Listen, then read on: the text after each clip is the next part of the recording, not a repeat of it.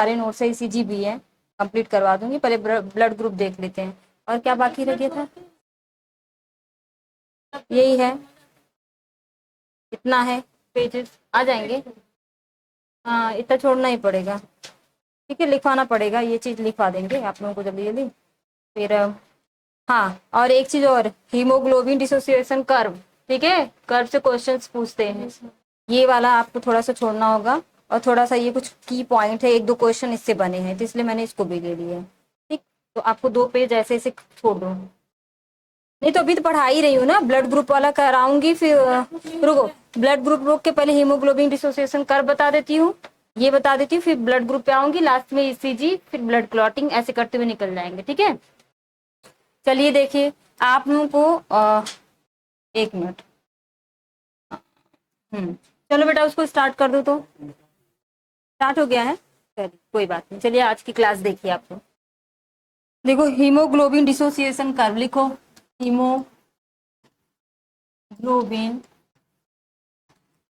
Dissociation curve, ठीक है। Graph कुछ इसके जो ग्राफ है, ग्राफिकल कुछ आपके क्वेश्चंस पूछते हैं, उसको आपको देखना है, ठीक है। ये आपकी ग्राफ है, ये हमेशा जो होता है सिग्मॉइड शेप होता है। कैसा होगा? सिग्मॉइड शेप होगा।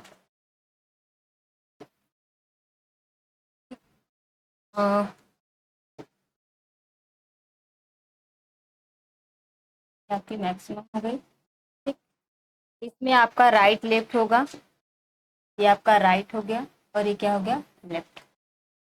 कब कर्व देखो, हीमोग्लोबिन डिसोसिएशन कर्व जो है, कि कब हमारी ब्लड में, अगर हमारे ब्लड की पीएच बढ़ जाएगी तो ये कर्व राइट शिफ्ट होगा कि लेफ्ट, ठीक है, ऐसे क्वेश्चन पूछता है। या तो ब्लड में टेम्परेचर बढ़ जा रहा है ब्लड का, तो उस कंडीशन में ये जो कर्व है सिग्मॉइड, इसका जो ग्राफिक, जैसे ये ग्राफिकल कर्व जो है आपको दिया गया है, इसमें बस पूछता है कि कौन कहाँ राइट शिफ्ट होगा कि लेफ्ट। अगर ब्लड का संतुलन आप लोग कंसंट्रेशन बढ़ा रहे हो, घटा रहे हो, टेम्परेचर बढ़ा दे रहे हो, पीएच वैल्यू उसकी बढ़ा दे रहे हो, उसमें हीमोग्लोबिन जो है उसको कम या ज्यादा हो रहा है, तो उस कंडीशन में ये जो आपका कर्व होता है राइट या लेफ्ट आपका क्या होता है? सरकता है, ठीक है। पर वो कंडीशन कौन कौन सी, बस इसको आपको ध्यान रखना है। तो इससे 1-2 क्वेश्चन आपके बने हैं, ठीक।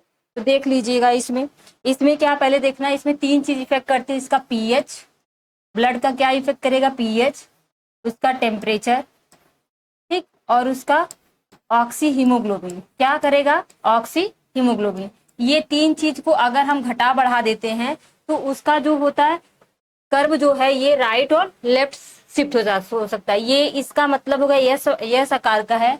कभी कभी क्वेश्चन पूछता है कि हीमोग्लोबिन डिसोसिएशन कर्व किस आकार का होता है, किस शेप का होता है, तो शेप्ड का क्या है? सिग्मॉइड। लिख लो, सिग्मॉइड शेप। कौन सा शेप्ड है? Sigmoid shape. सिग्मॉइड का मतलब है सिग्मा के आकार का, ठीक है, यस आकार का, ये सिग्मॉइड शेप हो गया।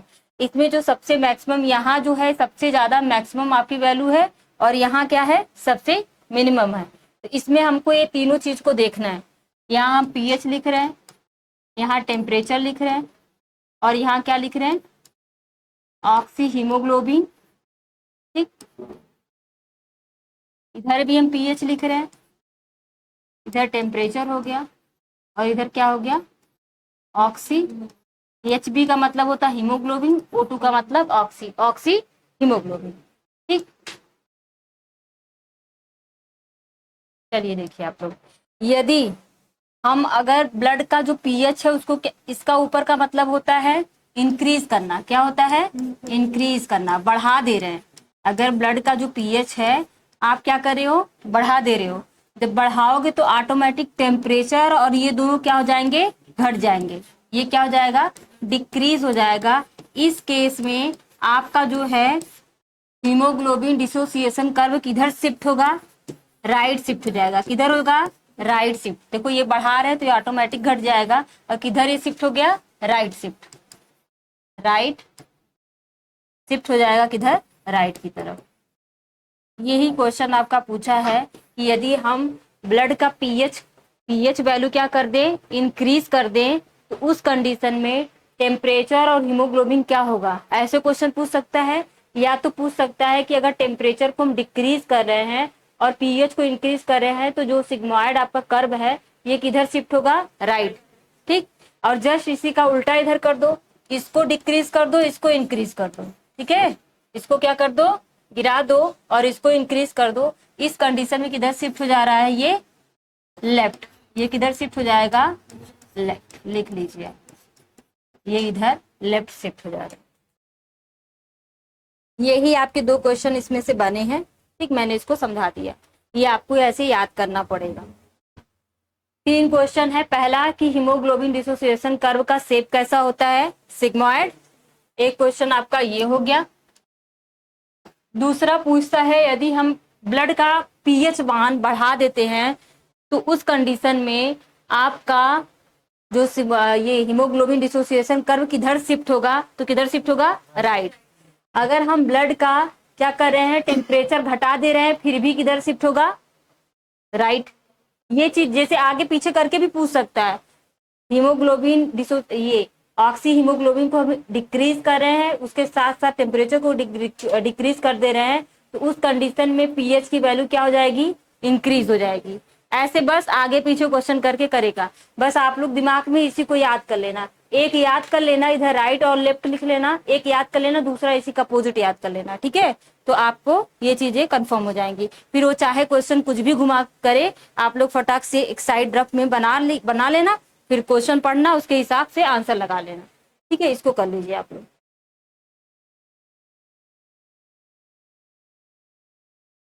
अब क्या रह गया आपका,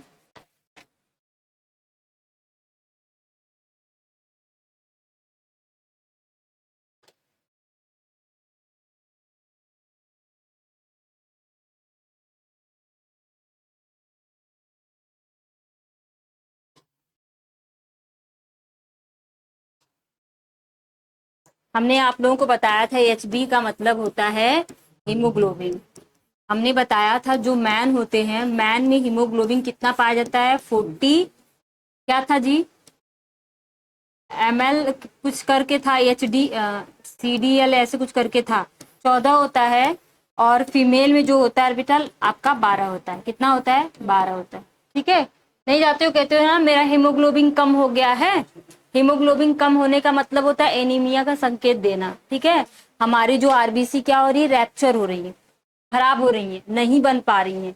तो ऐसे कंडीशन में खून की कमी हो जाती तो कौन सा रोग होता है, एनीमिया ही तो होती। तो ये सब चीजें उसकी लक्षण है। और हमने आपको ये बताया था जो ये हीमोग्लोबिन होता है, एक हीमोग्लोबिन मालिक्यूल को कितने, एक हीमोग्लोबिन मालिक्यूल को 4 ऑक्सीजन के मालिक्यूल क्या करते, बांधे रहते हैं। जैसे ये हीमोग्लोबिन हो गया, ठीक है, 1 2 3 4, ये 4 ऑक्सीजन के मालिक्यूल क्या करते, इसको बांधे रहते हैं। ठीक है, ये 4 ऑक्सीजन के मालिक्यूल एक हीमोग्लोबिन को बांधे रहते हैं। ये भी आपका क्वेश्चन दिया है कि एक हीमोग्लोबिन मालिक्यूल को कितने ऑक्सीजन मालिक्यूल बांधे रहते हैं, 4। और एक चीज ये भी याद रखना इसमें कि एक मायोग्लोबिन, ये तो हीमोग्लोबिन हो गया, एक मायोग्लोबिन, एमबी को क्या कहेंगे, मायोग्लोबिन को बांधेगा आपका कितना, पीटेंगे, एक ऑक्सीजन मालिक्यूल। अगर 4 एमबी को बांधेगा तो 4 ऑक्सीजन मालिक्यूल। ठीक है, ये चीज याद रखिएगा। क्वेश्चन आपका ये भी है, क्वेश्चन आपका ये भी है। अब दिमाग ध्यान से देखना, हम क्या कह रहे हैं, एक हीमोग्लोबिन हो गया, 2 प्रोटीन है, एक मायोग्लोबिन हो गया। ठीक, एक क्या हो गया, हीमोग्लोबिन हो गया, एक मायोग्लोबिन हो गया। ठीक है, 2 प्रोटीन है। हमने कहा कि एक हीमोग्लोबिन को कितने मालिक्यूल बांध लेते हैं ऑक्सीजन के, 4, चारों तरफ कर लो। ठीक है, 4 ऑक्सीजन के मालूम, मतलब एक हीमोग्लोबिन को कितने बांध लिए, 4 किसके मालिक्यूल, ऑक्सीजन के। और एक एमबी मतलब एक मायोग्लोबिन के मालिक्यूल को बांधेगा सिर्फ एक ऑक्सीजन मालिक्यूल। अगर एक मायोग्लोबिन को बांध रहा है एक ऑक्सीजन मालिक्यूल तो 4 मायोग्लोबिन को कितना बांधेगा, 4 ऑक्सीजन मालिक्यूल। ठीक है, ये चीज है।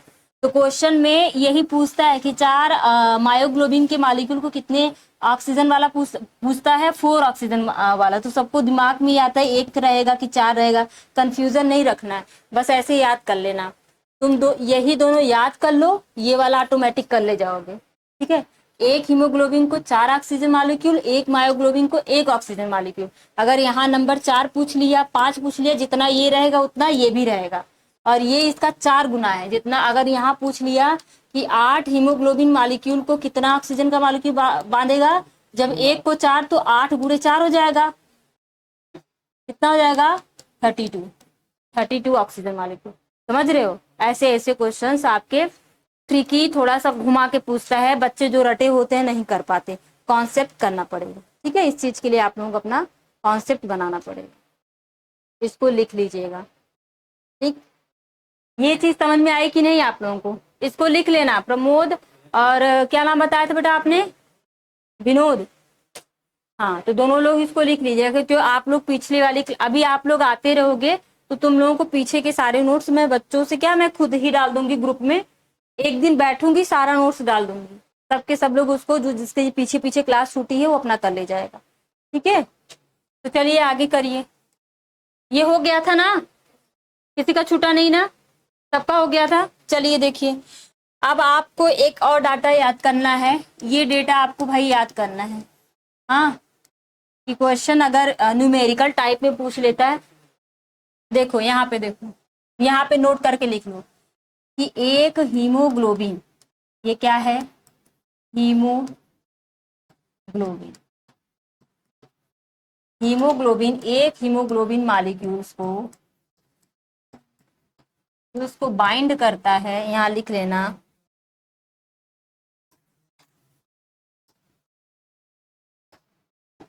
ये बाइंड करता है कितने? 4 ऑक्सीजन मॉलिक्यूल। यहाँ आप लोग स्ट्रक्चर बना लेना HB करके अपने हिसाब से, O2 O2 O2 और O2। समझ में आ गया ये चीज? अब लिखना 4 मायोग्लोबिन, मायोग्लोबिन। ठीक, 4 मायोग्लोबिन मॉलिक्यूल्स को बाउंड करेगा कितने? 4 ऑक्सीजन। ये इसका मतलब दैट इज कि एक मायोग्लोबिन को बाइंड कर रहा है 1 ऑक्सीजन मॉलिक्यूल, हेंस इसलिए 4 मायोग्लोबिन को बाइंड कर रहा है 4 ऑक्सीजन मॉलिक्यूल। ठीक है, ये चीज अब समझ में आया? कर लीजिए इसको।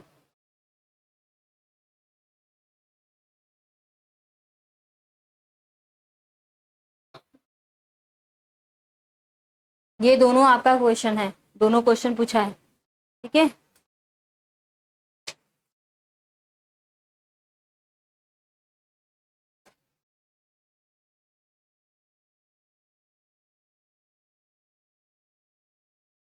एक चीज और याद कर लेना कि अगर कोई ml ब्लड में पूछ लिया, कह रहा है कि 100 ml ब्लड में कितना? 100 ml ब्लड में, और ये ब्लड कैसा है? प्योर है। कैसा है? प्योर है। 100 ml प्योर ब्लड में कितने ऑक्सीजन के मॉलिक्यूल्स पाए जाते हैं? 20। कितना लिखोगे आप लोग? 20 लिख लो। 20 ml ऑक्सीजन के मॉलिक्यूल्स पाए जाते हैं। ये भी आपका क्वेश्चन पूछा है। अगर यहाँ 100 ml ब्लड में कितने पाए जा रहे हैं? 20 ml ऑक्सीजन की मॉलिक्यूल। अगर यहाँ 100 की जगह अगर आपका मान लो 500 ml कर दे तो ये 20 हो गया। जब 100 में तो कितना कर लें? बुरे 5 ही करेंगे ना, तो इतना हो जाएगा 5 दूना के 10, और हाँ 100 हो गया ना, 20-2500, 100 ml ऑक्सीजन मॉलिक्यूल्स। ठीक है, मैं ये सब, ये भी क्वेश्चन है आपका, ये सब डाटा अपना क्लियर करके रखना। हाँ, कि बाद में कोई कंफ्यूजन हो कि मैम ने ये चीज नहीं पढ़ाया, इसलिए मैं सब चीजें आप लोगों को पढ़ा दे रही हूँ।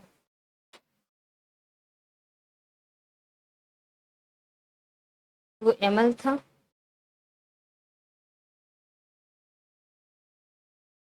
ये 500 वाला इसको नहीं लिखना है, तो बस हम आपको समझाने के लिए बताए हैं। यहाँ लिख लेना प्योर ब्लड, प्योर, और 1 ग्राम में, ये ml है, 1 ग्राम में लगभग हो जाता है 1.34 ml ऑक्सीजन के मॉलिक्यूल। ये इतना आप लोगों को याद करना पड़ेगा। ये दोनों तो बता दिए हैं। 100 ml में 20 मॉलिक्यूल होगा। अगर 1 ग्राम पूछा तो 1.34 ml ऑक्सीजन मॉलिक्यूल्स, ऐसे याद कर लेना।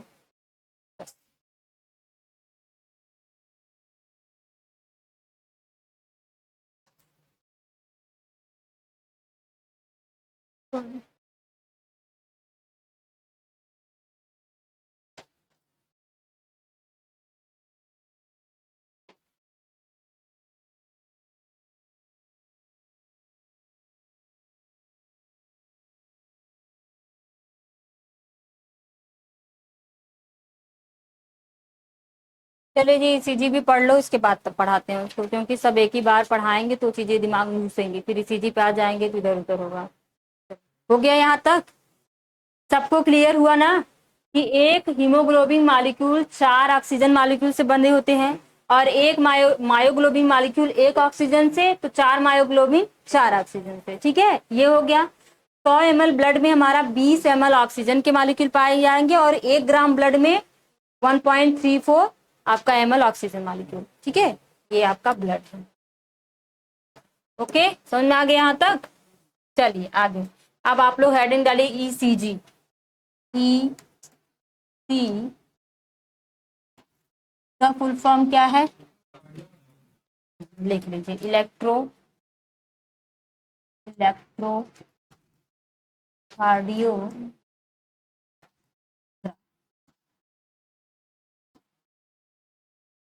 इलेक्ट्रोकार्डियो।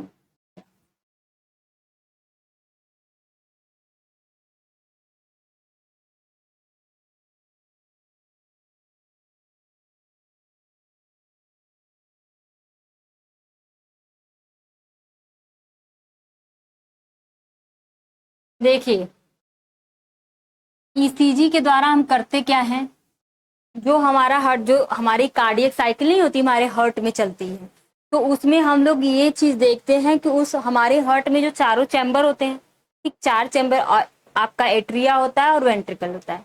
ठीक है, तो हमको वो देखना है कि एट्रिया और वेंट्रिकल किस तरीके से आपका कार्य कर रही है। ठीक है, कब कब कब उनका कॉन्ट्रैक्शन हो रहा है, कब उनका रिलैक्शन हो रहा है, कब वो आराम से चल रही है, हर चीजों को हमको एक वेव के सहारे से उसको देखा गया था। ठीक है, तो ऐसे कंडीशन में क्या होता है कि आपको इसमें जो इलेक्ट्रोकार्डियोग्राफ को क्या किया जाता है, जो आपके हार्ट के अंदर जो चीजें घटित हो रही है उसको हम लोग सामने मशीन पे रिप्रेजेंट किया जाता है कि हमारी जो हार्ट बीट है वो किस तरीके से आपका उस मशीन में चल रही है। ये सब चीजों को हमको यहाँ पे देखना है। ठीक, तो पहले पॉइंट में, पहले इसमें 2 चीज क्लियर कर लो। एक की इलेक्ट्रोकार्डियोग्राफ क्या है, ठीक, अगर ये क्या है, और एक है इलेक्ट्रो,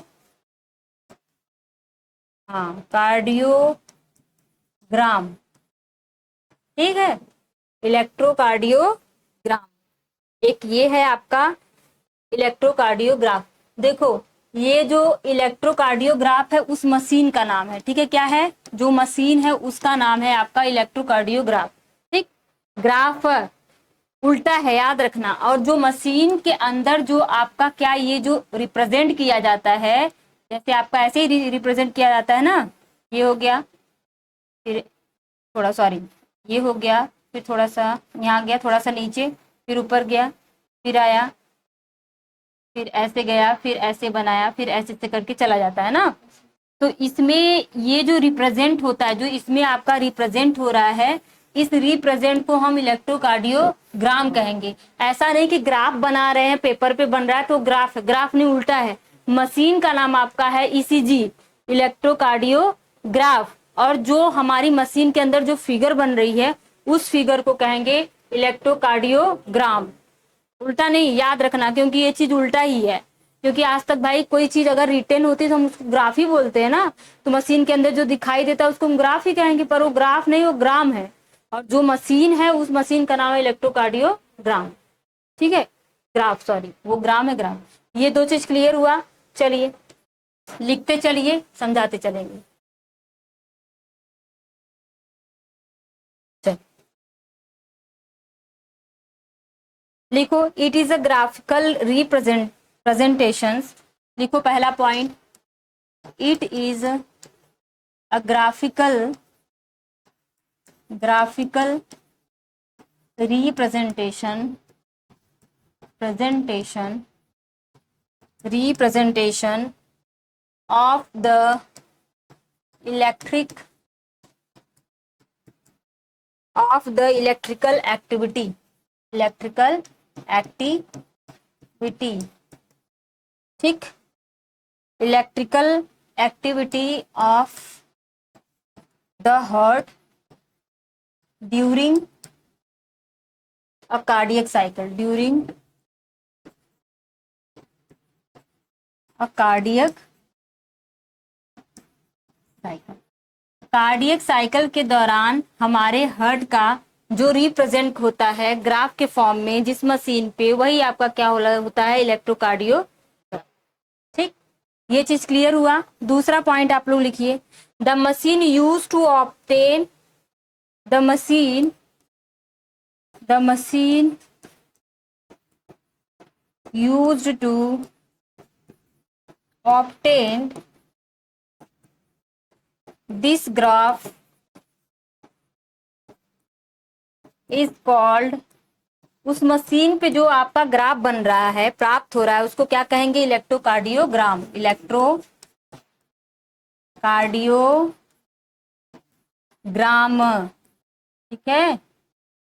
मशीन का नाम आपका है इलेक्ट्रोकार्डियोग्राफ। मैंने लिखा है कि the machine use to obtain, machine जो होता है यूज कर रहा है, उपयोग कर रहा है, ऑब्टेन प्राप्त करने के लिए, दिस ग्राफ, जो उस पे मशीन के ऊपर जो ग्राफ बन रहा है उस ग्राफ को कहेंगे इलेक्ट्रोकार्डियोग्राम। और जो मशीन, उस मशीन का नाम क्या है, ईसीजी इलेक्ट्रोकार्डियोग्राफ, ठीक है। लिखिए थर्ड, लिखिए पॉइंट,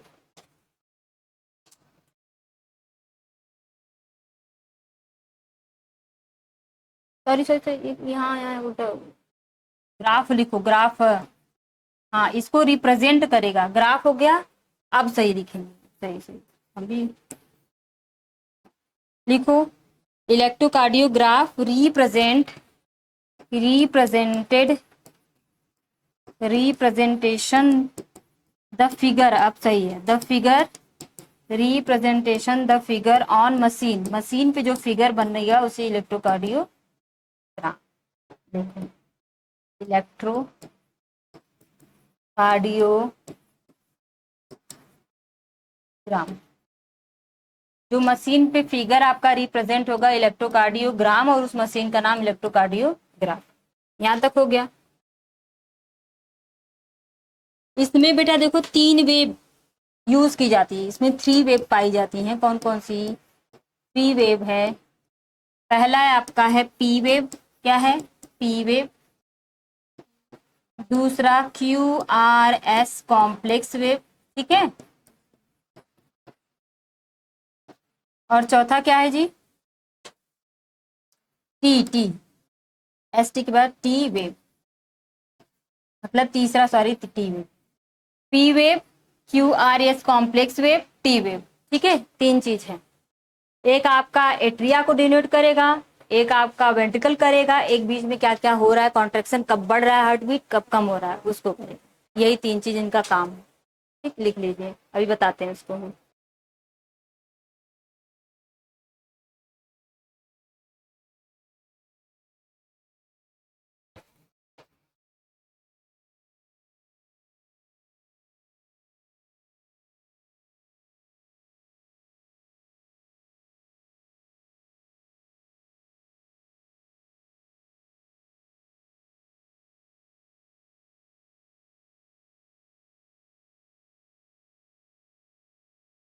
जब आपका दोनों एट्रिया कॉन्ट्रैक्ट होता है उस कंडीशन में आपका पी वेव काम करेगा, ठीक है। अभी आगे मैं बना के लिखूंगी, यहाँ तक हो जाए तो फिर बताइए आप लोग।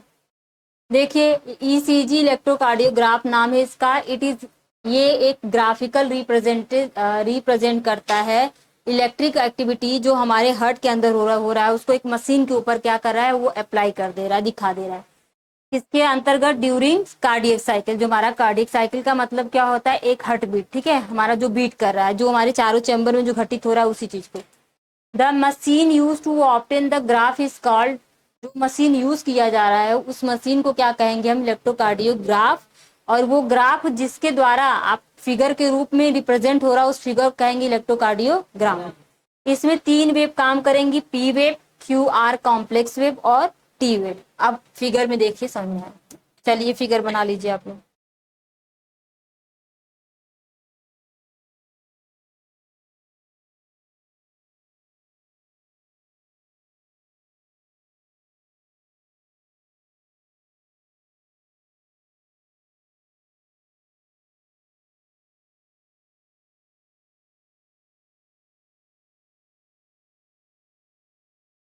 ठीक है। ये आपका कार्डियक साइकिल कितने ड्यूरेशन का होता है? 0.1 से लेके 0.8 सेकेंड। Very good. ये आपका ड्यूरेशन, ठीक है। यहाँ से स्टार्ट होगा यहाँ। ये पहला जो है ये आपका पी वेव हो गया, ठीक है।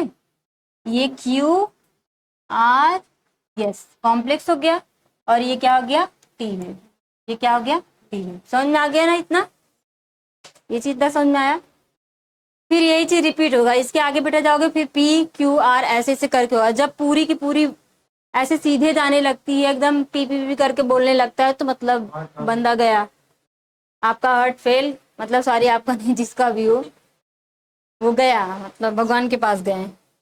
मतलब ये बता देता है कि आपकी हार्ट बीट क्या हो गई है? रुक गई, आप गए।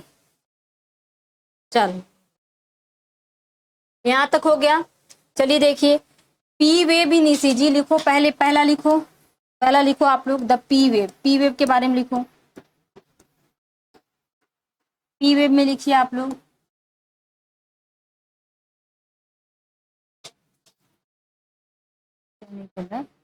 इन P wave in ECG, ECG represented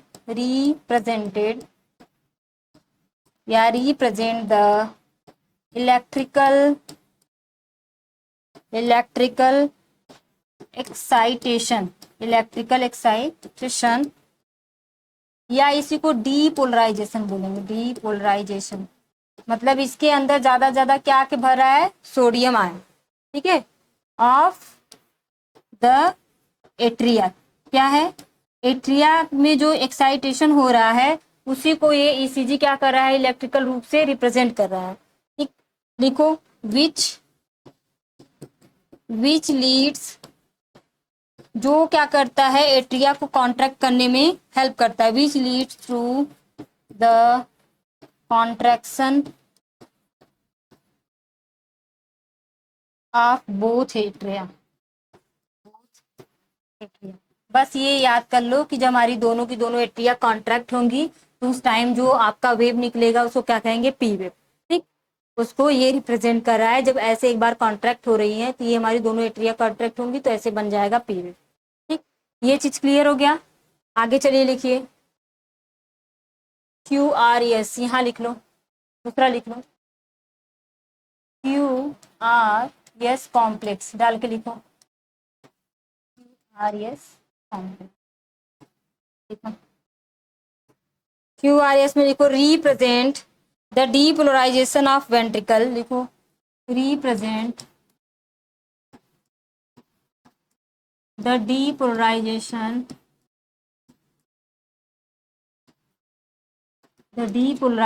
of ventricle, depolarization of ventricle which initiate the ventricular contraction, which initiate जो प्रारंभ करता है द वेंट्रिकुलर कॉन्ट्रैक्शन को प्रारंभ करता है। मतलब आपके वेंट्रिकल में संकुचन को क्या करता है? प्रारंभ करता है। The contraction start shortly, the contraction start shortly. अगर कॉन्ट्रैक्शन बहुत थोड़े से होता है तो वो कौन सा वेव कहलाएगी? क्यू। देखो the contraction start shortly after Q, after, हाँ चाहे शॉर्टली लिख लो, यहाँ पे वाई लिखना, shortly after Q and mark the beginning of the systole, and marks the beginning, लिख लो बिगिनिंग ऑफ, लिखो भी सब समझा है।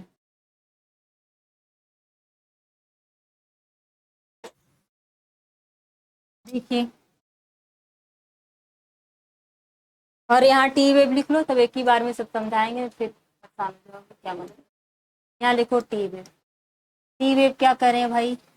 ये रीपोलराइज हो रहा है, वापस से अपने स्टेज में आ रहा है। लिखो, represent the return of the ventricle, represent the return of the ventricle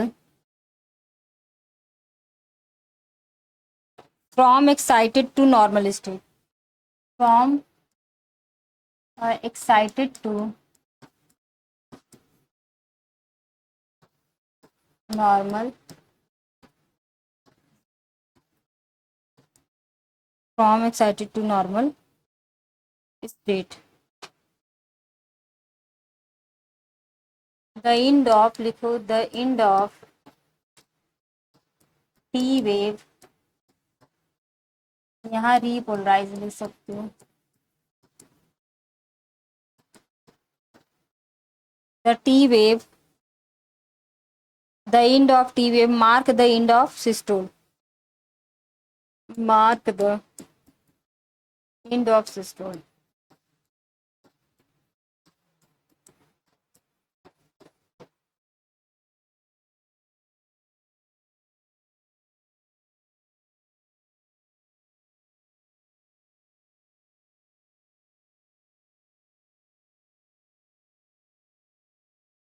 यहाँ तक हो गया। चलिए देखिए, अब समझा रहे हैं।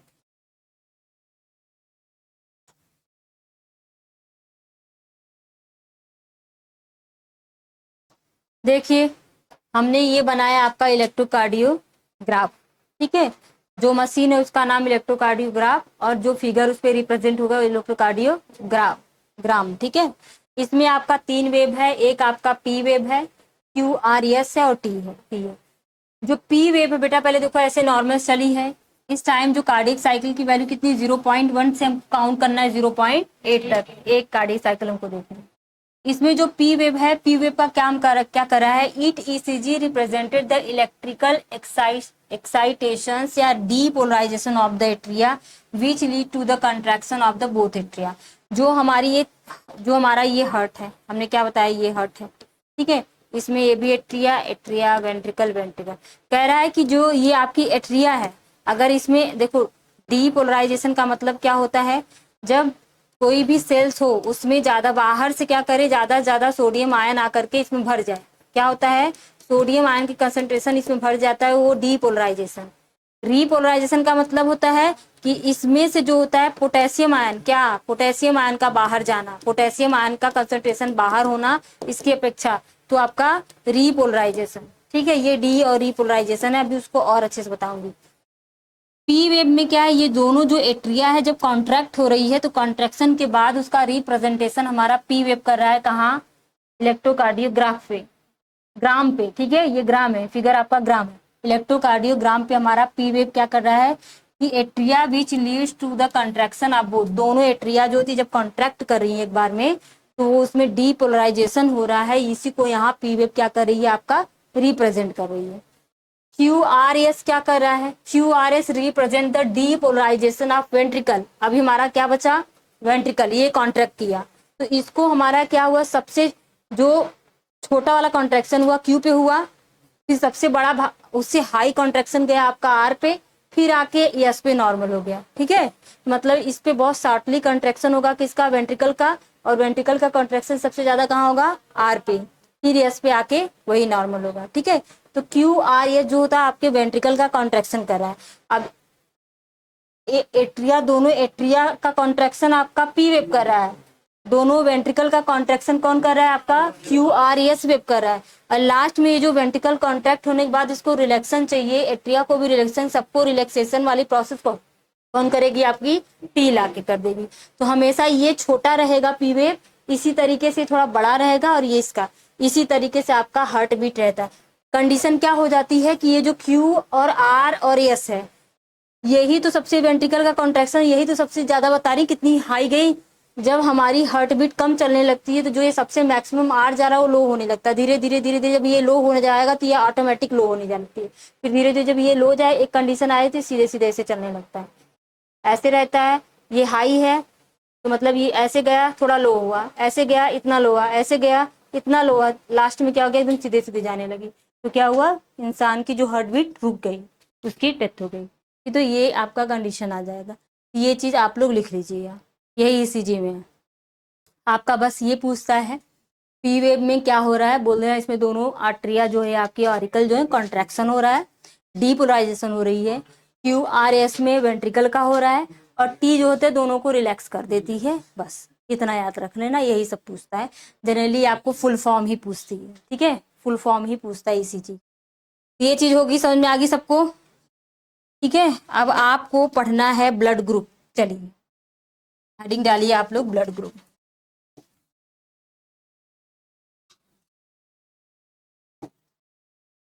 लिखो ब्लड ग्रुप।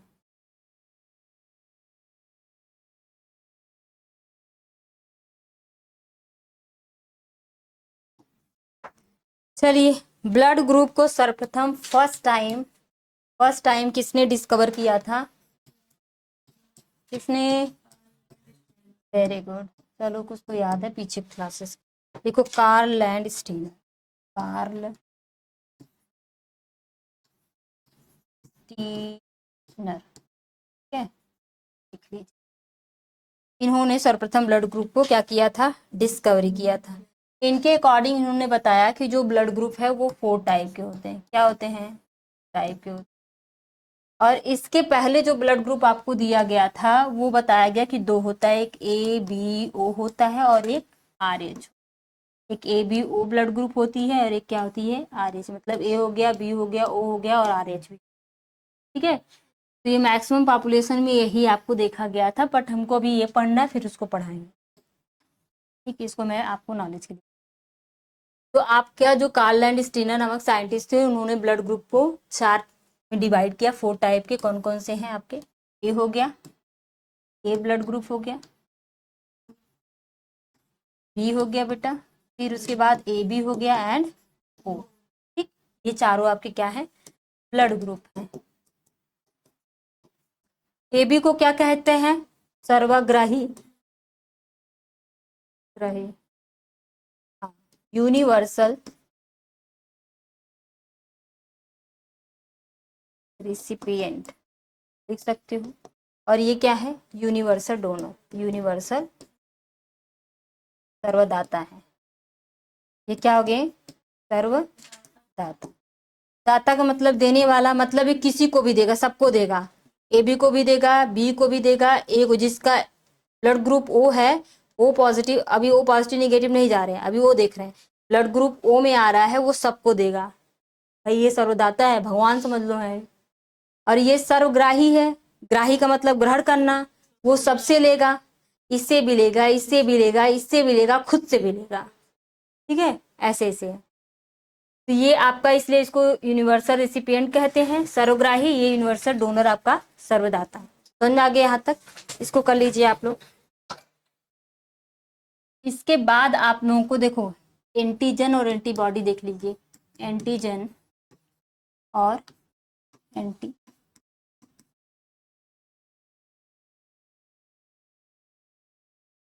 एंटीजन और एंटीबॉडी कहाँ पाया जाता है, एंटीबॉडी जो होती है हमारी प्लाज्मा में पाई जाती है। कहाँ पाई जाती है, हमारी प्लाज्मा में। जैसे कोई ये मेरा सेल है, ओके, क्या है, इस सेल के अंदर हमने, चलो हम ये बना लेते हैं, हमने आरबीसी की एक सेल ले ली, किसकी ले ली, आरबीसी की। आरबीसी की मतलब रेड ब्लड सेल्स, ये क्या हो गई, रेड ब्लड सेल्स, हमने एक सेल ले लिया। और ये सेल किसी न किसी चीज में लिक्विड में भरी होगी, ये क्या होता है आपका, प्लाज्मा। हमने क्या प्लाज्मा का डिफिनेशन बताया था, कोई भी सेल हो अगर उसमें से हम आरबीसी को निकाल देते तो जो लिक्विड बचता वही क्या होता, हमारा प्लाज्मा। ये क्या हो गया, लिक्विड हमारा। अब बेटा देखोगे तो इस प्लाज्मा में ही आपकी क्या पाई जाएगी, एंटीबॉडी। और एंटीजन आपका ये जो आरबीसी है ना, यहीं पे आके लगता रहता है, इसके सरफेस पे आपकी एंटीजन पाया जाता है, ठीक है, इसके सरफेस पे क्या होता है, एंटीजन पाया जाता है। समझ में आ गया, एंटीजन और एंटीबॉडी कहाँ पाया जाता है, ठीक, इतना क्लियर हुआ। इसको चलिए लिख लीजिए, एंटीजन इज द ग्लाइकोप्रोटीन, ये कैसी प्रोटीन है, antigen is the glycoprotein, glycoprotein. ये हम समझाने के लिए आप लोगों को किए हैं, अगर बनाना होगा तो बना लीजिए।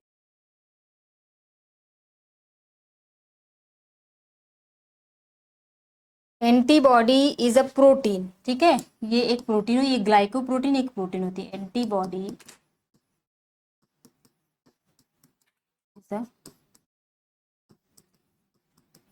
अ, ये कहाँ पाई जाती है? It present on the surface of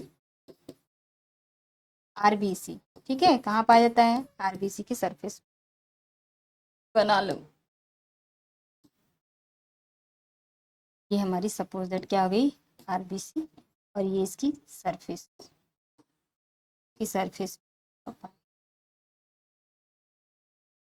ठीक है, क्या समझ में आ गया? नेक्स्ट पॉइंट इसमें लिखिए आप लोग। ये जो है आपका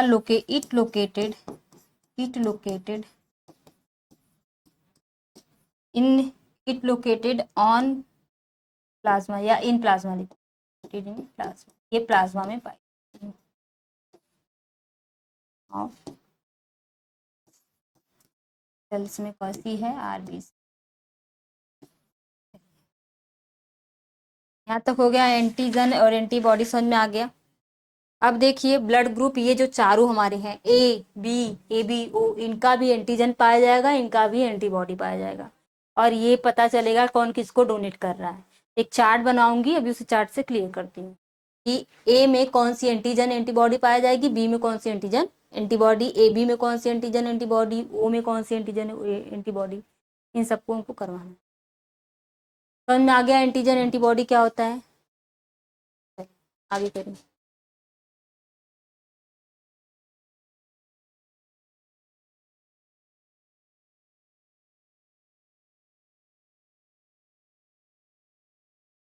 आज कौन कौन नहीं आया जी? आयुषी, अंजलि, आयुषी तो है, अंजलि, सृष्टि, वंदना, यही नहीं आई ना? आगे चले, चलो चार्ट बनाओ आप लोग। एक तरफ लिखो ब्लड, एक तरफ लिखो ग्रुप ब्लड ग्रुप कौन सा है, दूसरे में लिखिए कौन सा इसमें एंटीजन पाया जाएगा और कौन सा इसमें एंटीबॉडी पाया जाएगा, और कौन सा इसमें डोनर ग्रुप है, कौन किसको डोनेट कर रहा है, डोनर।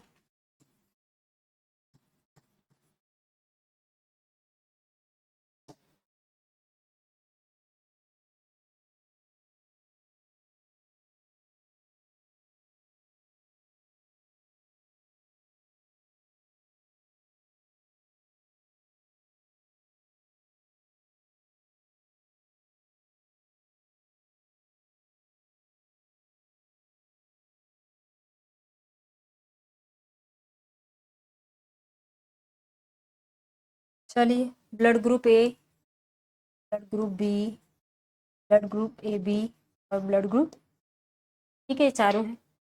चारों में हम लिखेंगे आई ओ, ठीक है, ये इसका क्या हो गया? एंटीजन। हमेशा ये चीज याद रखना, जो आपका एंटीजन होगा उसका विपरीत आपका क्या बनता है? एंटीबॉडी। तो IA के विपरीत क्या बनेगा? IB। क्या बन जाएगा इसकी एंटीबॉडी? क्या हो जाएगी? IB। ओ तुम नहीं लिख सकते हो तब पर भी चलेगा, यहाँ ओ की जगह ए ही लिख लो, ठीक है। ये तो ऐसा करो, इसको लिखो ही, एक ही लिखो। पर बहुत सारी बुक में बेटा IO करके लिखा है, ठीक है, वो लगता है तो आप लोग लिख लो, ठीक है, इसको लिख लो, लिख ही लो। बस ये याद रखना, ब्लड ग्रुप ए में जो एंटीजन ए बना है इसका विपरीत क्या बनता है? एंटीबॉडी, ठीक है। तो ए के विपरीत क्या होता है? बी। ठीक, यहाँ तक हो गया। अगर ब्लड ग्रुप ए है तो उसमें बेचा किसको किसको ये ब्लड ग्रुप ए डोनेट करेगा? ए को खुद को, हाँ, और किसको करेगा? बी को भी कर सकता है, और किसको करेगा? ए बी भी तो लेगा इससे। हो गया ना, इतने को कर दिया। चल, अरे सॉरी, हाँ, रुको एक मिनट, एक मिनट, एक मिनट। ये ए को किया और ए बी,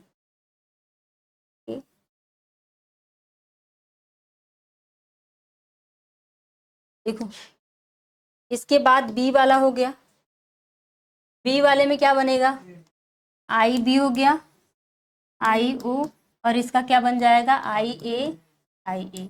इसका एंटीजन एंटीबॉडी उल्टा हो गया, और ये किसको करेगा, बी और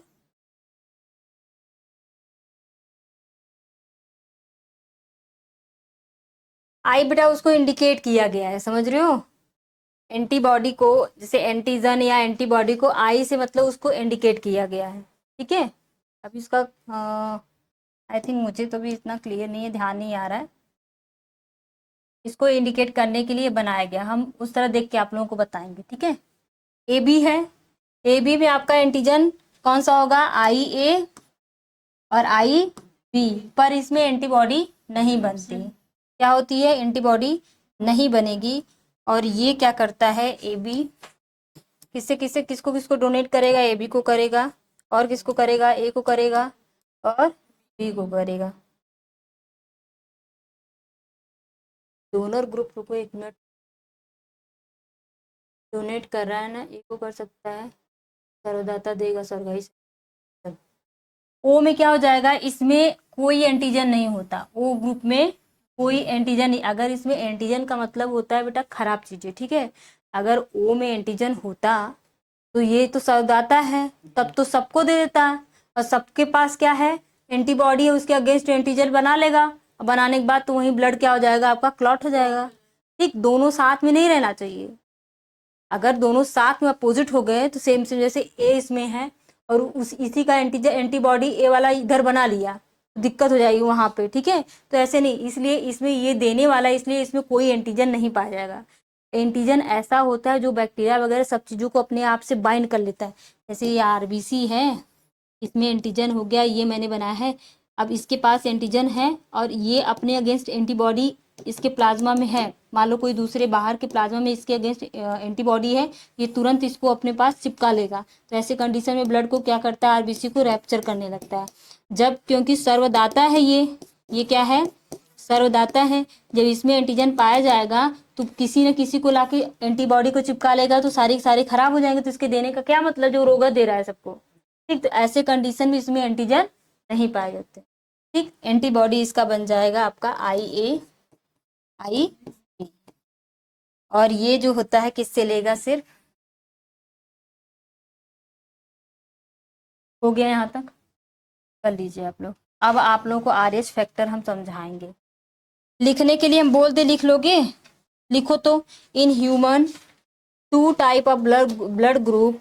अब इसके आगे आर एच फैक्टर वाले में ध्यान से आप लोग को लिखना पड़ेगा, ये थोड़ा सा लिख लो, in human two type of blood group A B O and R H, क्या है, A B O, A B O and R H, दो तरह के हैं, आगे का,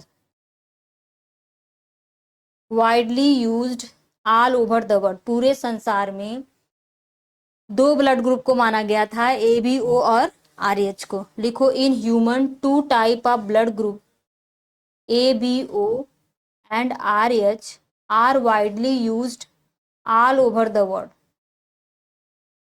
are widely used all over the world.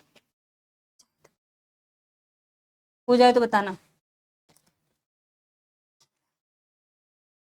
Widely used all over the world. लिखो, A B O group is based on, जो ए बी ओ ग्रुप होता है किस पे बेस्ड होता है, presence or absence of two surface antigen. A B O blood group is based on the presence or absence of two surface antigen on the RBC, RBC के ऊपर जो उसका सरफेस होता है उस पे जो एंटीजन प्रेजेंट है कि एब्सेंट है, उसके बेस्ड पे ये आपका ग्रुप बनाया गया है, ए बी ओ, ठीक है। और ये पूरे संसार में क्या होता है, फैला रहता है, समझ में आया, लिख लीजिए, A B O group is based on the presence or absence of presence present absence of 2 surface antigen, TWO2 surface antigen on the RBC, that is A and B. Okay, RBC A and the plasma also contain two nature. the plasma जो होती है, देखो ये कह रहे हैं कि जो हमारी आरबीसी है इस पे ही आपके दो क्या है, ए बी ओ है। कह रहे हैं कि जो हमारी आरबीसी है इस पे ही आपके दो एंटीजन आपका ए और बी पाया जाएगा। और जो हमारी प्लाज्मा है बेटा, इस प्लाज्मा में आपका ए और बी यहाँ बन रहा है। इसकी जो एंटीजन की एंटीबॉडी कहाँ बन रही है, आपकी प्लाज्मा में। इसी चीज को लिखना है इसमें। देखो RBC is A and B. The plasma also contain to nature person which blood group AB is called. The plasma also contain two natural person, नहीं नेचर नहीं, नेचुरल लिखो, natural person which blood group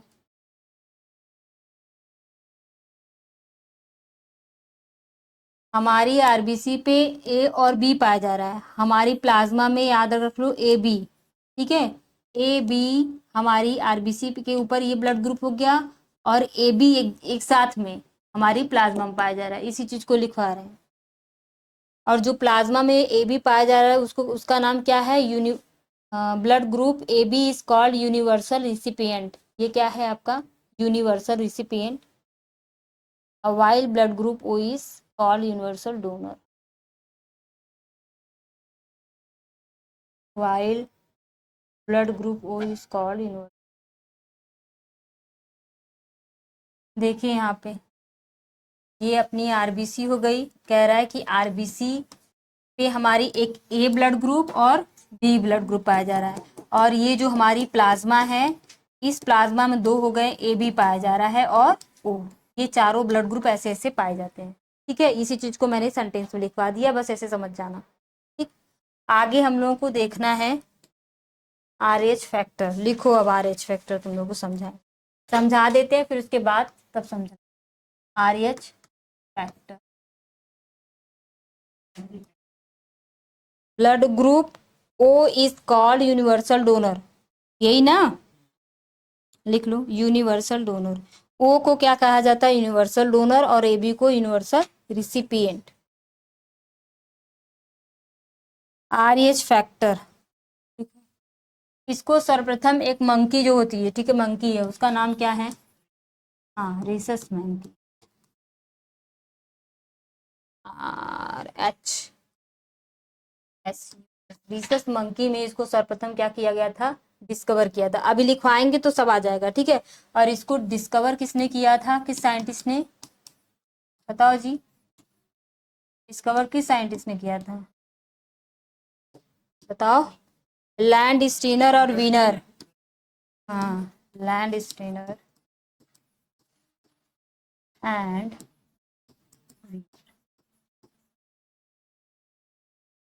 हाँ पर land Steiner के साथ साथ ऐसे दे देगा तो क्या करोगी, in the blood group of the rhesus monkey. अब बस ये, अब जो मैं फिगर बनाने जा रही हूँ उससे तुम लोग समझो, ठीक। देखिए ये एक लेडीज है, देखो आरएच फैक्टर का कैसे कैसे यूज होता है। देखो आरएच जो बेटा है आपका, आरएच फैक्टर ये जनरली जो है पूरे वर्ल्ड में पाया जाता है। तो जो गोरी प्रजाति होती है, जैसे जो फॉरेनर कंट्रीज के नहीं होते जहाँ ठंडा प्रदेश, वहाँ की प्रजाति बहुत गोरी होती है, उसमें लगभग 85% आपका क्या होता है, आरएच ब्लड ग्रुप जो होता है आपका प्रेजेंट होता है। कितने परसेंट, हाँ 85%। उसके बाद बचा कितना, 15% जो होता है अपसेंट होगा, आरएच निगेटिव होगा, और जिसमें होगा उसको आरएच पॉजिटिव कहेंगे। ये चीज समझ में आया यहाँ तक। देखिए एक चीज और समझिए, जैसे इसमें एक केस कंडीशन होता है, इसमें जो फीमेल होगी, ठीक, ये जो फीमेल होगी इसमें हमेशा क्या होना चाहिए, आरएच निगेटिव होना चाहिए। और जो मेल होते हैं उसमें क्या होगा, आरएच पॉजिटिव। ये एक कंडीशन होती है। जब फीमेल के अंदर आरएच निगेटिव मतलब इसमें इसके प्रति एंटीजन नहीं है, ठीक, खत्म हो गया। RH ग्रुप नहीं है फीमेल में, मतलब RH ग्रुप नहीं है, मेल में है। किसी भी बच्चे के अंदर कौन सा ग्रुप है, जब माता पिता दोनों से क्रॉस कराते हैं तब पता चलता है बच्चे के अंदर कौन सा ग्रुप है। किसी माँ को बस लेके तुम उसका बच्चे का ब्लड ग्रुप नहीं कर सकते। ठीक है, बच्चे का ब्लड ग्रुप ऐसा नहीं है कि पिताजी का, माँ का ब्लड ग्रुप A है और पिता का B है, तो ऐसी कंडीशन नहीं है कि बच्चे का भी A हो, बच्चे का भी B हो सकता है बच्चे का A भी होगा। ठीक, ये तो क्रॉस कराने पता चलेगा ना। RH फैक्टर में एक चीज ये मस्ट है कि फीमेल जो होगी वो RH निगेटिव होगी और मेल जो होगा उसमें क्या होगा, RH पॉजिटिव। ठीक, ध्यान दीजिएगा, ध्यान से देखिए तब तुम लोग को चीजें समझ में आएंगी। ये सपोज दैट हमारी कोई RBC, ठीक है, ये RBC, इस RBC मैंने क्या बताया, कोई भी बंदा उसका ब्लड ग्रुप क्या है, B है। ठीक है, B है, कोई भी बच्चा है या कोई भी उसका ब्लड ग्रुप B है, तो इसकी बॉडी में इसके अगेंस्ट क्या, कौन सा एंटीजन बनेगा, A बनेगा ना। कौन बनेगा, A बनेगा। तो ये चीज तो आपको पता, अगर किसी का ब्लड ग्रुप क्या है, A है, तो इसके अगेंस्ट इसमें एंटीबॉडी क्या बनेगी, B बनती है। तो ये चीज इतना क्लियर है ना। अब इसमें कंडीशन क्या गया हुआ था, इसमें हुआ क्या था, क्या जी, इसमें क्या हुआ था कि कोई लेडीज थी, वो प्रेग्नेंट थी, तो उसकी फर्स्ट प्रेगनेंसी में बच्चे का क्यों डेथ हो जाता है, उस चीज को बताना है। सॉरी, फर्स्ट प्रेगनेंसी उसका नॉर्मल रहेगा, सेकेंड प्रेगनेंसी क्यों उसके बच्चे का जो RBC रैप्चर हो जाएगी, फिर धीरे धीरे वो बच्चा डेथ हो जाता है। माँ की डेथ नहीं होती, बच्चा ही खराब होता है। ठीक, तो ऐसा क्यों, फर्स्ट प्रेगनेंसी में क्या होती है इसको देखना है। ठीक, सपोज दैट ये माँ का क्या है, वूम है जिसमें बच्चा पल रहा है, ठीक है, का यूट्रस है, और ये जिसमें पल रहा है बच्चा वो है, ठीक है, और ये चीज इसमें क्या है, इसका बच्चा पल रहा है। ये आपका, एक मिनट, काफी जा तो दूसरा कलर ले में आपका बच्चा, इसमें बच्चे रहता है, और ये क्या है, इसका प्लेसेंटा है। क्या है ये, प्लेसेंटा, ये आपका प्लेसेंटा है। इसी प्लेसेंटा के थ्रू बच्चे के अंदर क्या जाते हैं, न्यूट्रिशन, न्यूट्रिएंट जो होता है इसी प्लेसेंटा के थ्रू जाता है। ठीक, कभी भी ये समझ लो मदर है, ये क्या हो गई, मदर, ये माँ हो गई, और ये क्या हो गया, ये बेबी है। क्या हो गया, ये बेबी है, इसके अंदर बेबी है और ये पूरा माँ का क्या है, पेट है, समझ लो। ठीक है, ये मदर है। तो कह रहा है कि जो मदर की जो वेन्स आती है, ये जो उसकी वेन आ रही है यहाँ से होते हुए जाएगी, ठीक है बेटा, वो कभी भी प्लेसेंटा को टच नहीं करती। ठीक, इसका ब्लड जो होता है टच करेगी, पर माँ का जो ब्लड होता है वो कभी बच्चे के ब्लड से मिक्स नहीं होता। ठीक, मदर का जो ब्लड होता है बच्चे के ब्लड से मिक्स नहीं होता, मतलब प्लेसेंटा के अंदर मदर का ब्लड नहीं जाता। बच्चे का अपना खुद का खून बनाता है, क्योंकि जब बच्चा पेट में होता है तो किससे ब्लड बनाता है जी, स्प्लीन से और लिवर से, इन हिस्सों से, क्योंकि उनमें उस टाइम बोन मैरो डेवलप अच्छे से नहीं हो पाती, तो बोन मैरो से, क्योंकि हमारे RBC का निर्माण कौन करता है, बोन मैरो। पर जब प्रेगनेंसी के टाइम जो होता है बच्चे में जो आपका ब्लड बनता है स्प्लीन के थ्रू बनता है। ठीक, तो ये मैं बता रही थी कि ये जो ब्लड है माँ का वो बच्चे में नहीं जाता, इसमें जो न्यूट्रिएंट होता है, ठीक है, जो इसमें ग्लूकोज है, ये सब जो न्यूट्रिशन है और ऑक्सीजन है, ये सब चीजें जो होती है इसमें जाएगा, बच्चे को मिलेगा, पर इसमें ब्लड नहीं जाता। ठीक है, इसमें ब्लड मिक्स नहीं होता, तो ये इसका जो न्यूट्रिशन है इसमें जा रहा है, न्यूट्रिशन वगैरह, ऑक्सीजन वगैरह, न्यूट्रिशन वगैरह सब जा रहा है।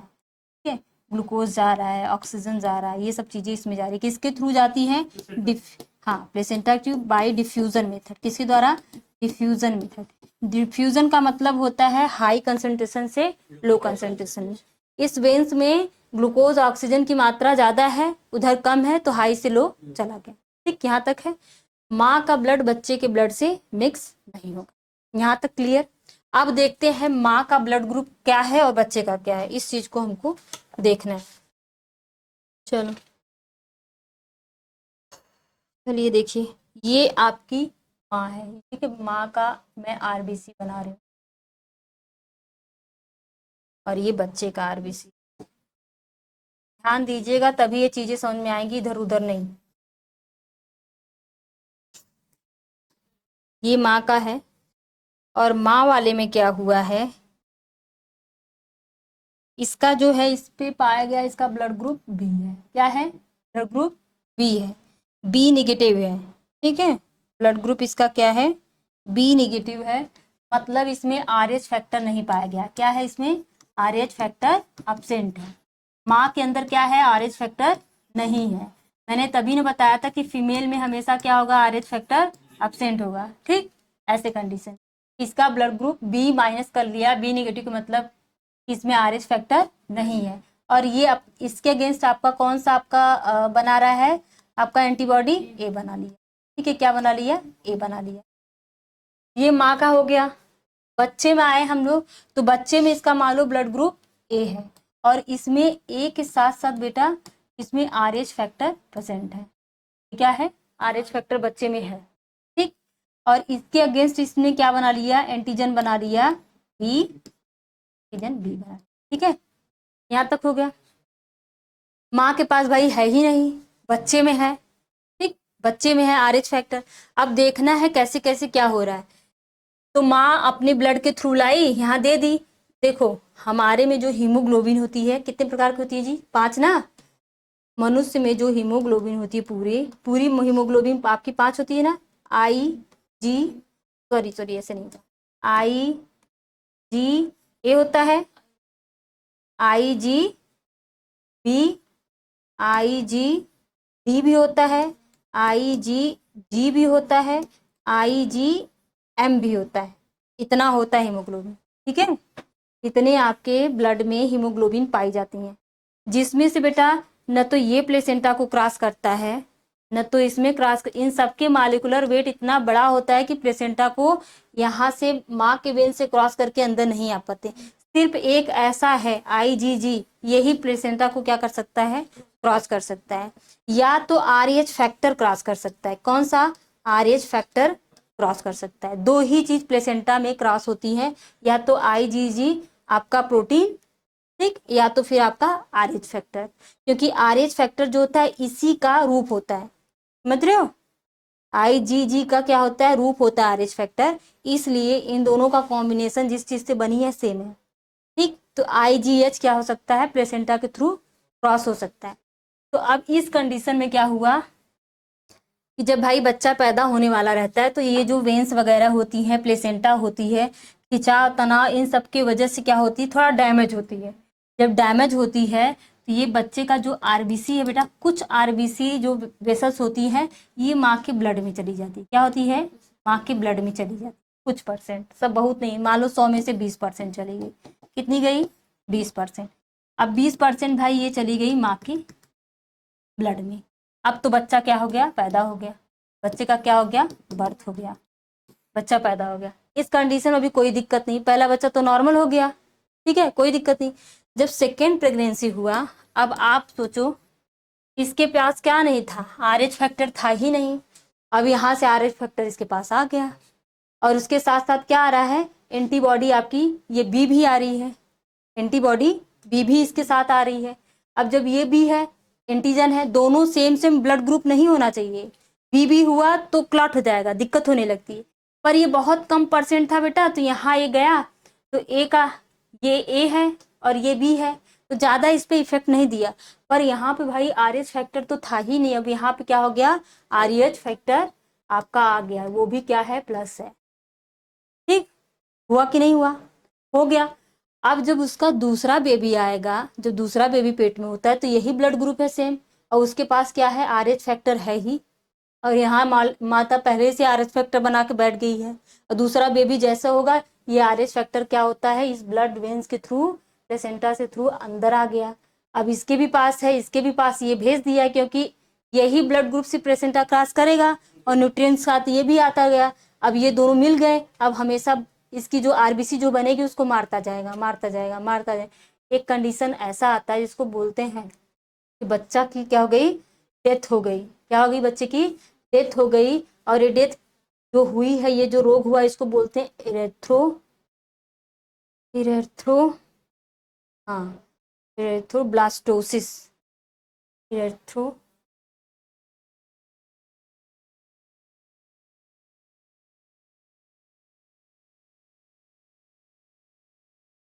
तो बोलेंगे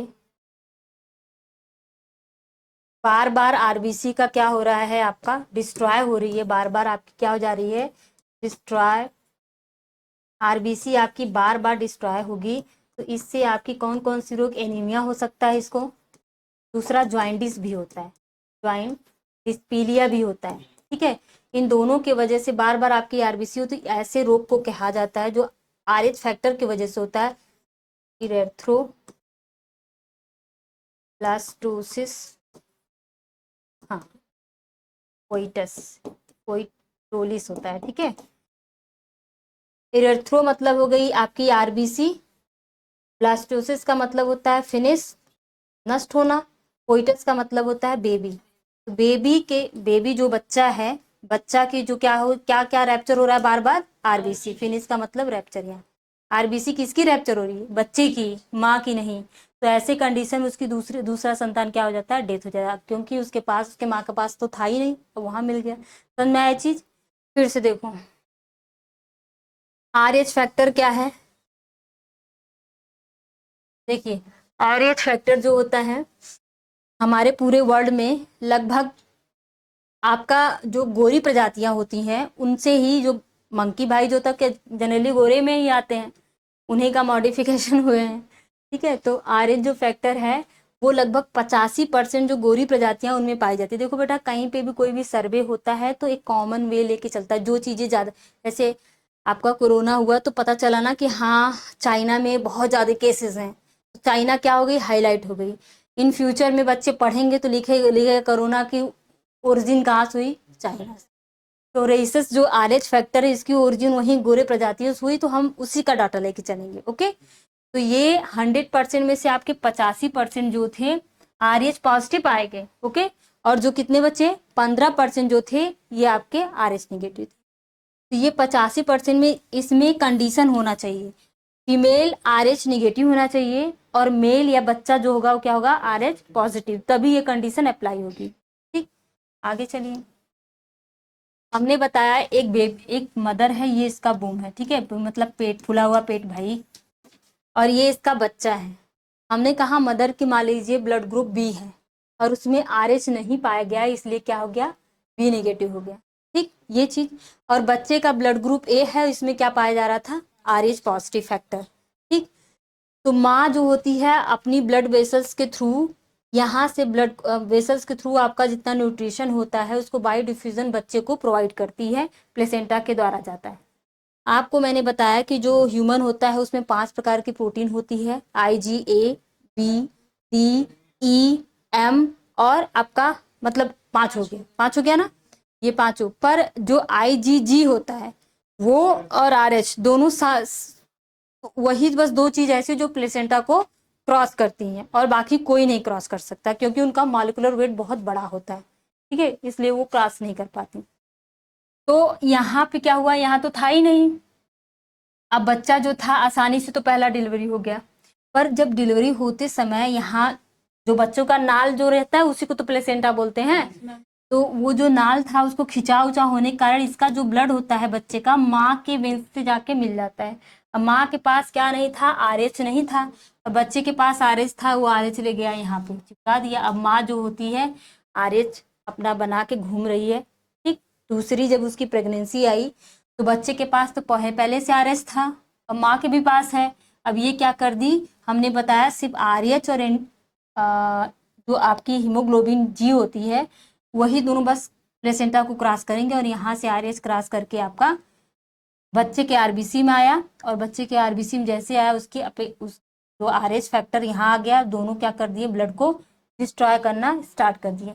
एक कंडीशन ऐसा आता है कि बच्चे में ब्लड की कमी होने लगती है तो एनीमिया और जॉइंडिस होने लगता है।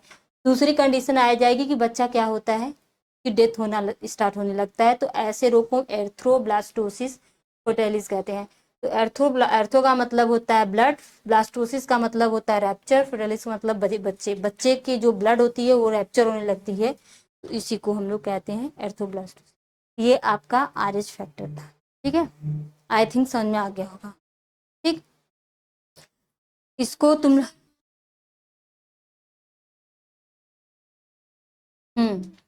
कभी अगर मान लो कुछ लोग इसमें से बहुत सारे क्वेश्चन आपके बन सकते हैं।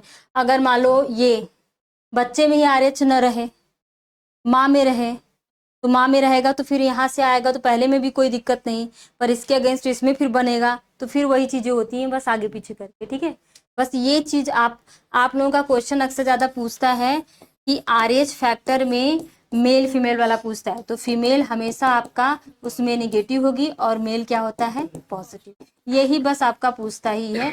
अगर कभी क्वेश्चन ऐसे घुमा उमा के दे देगा तो ये तो आपके जानकारी के लिए मैंने।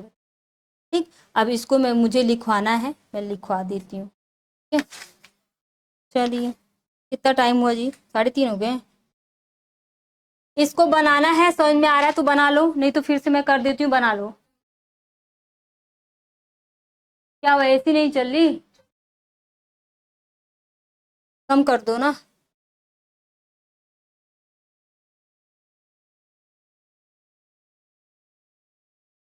ग्रुप में सब लोग ऐड हो ना, मैं ये डाल दूंगी। ठीक है, क्योंकि जो मैं यहाँ लिखवाई हूँ उसी पे है।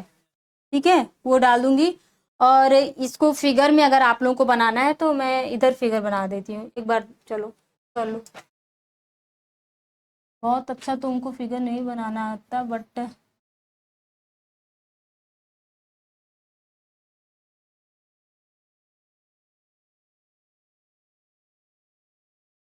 ठीक है।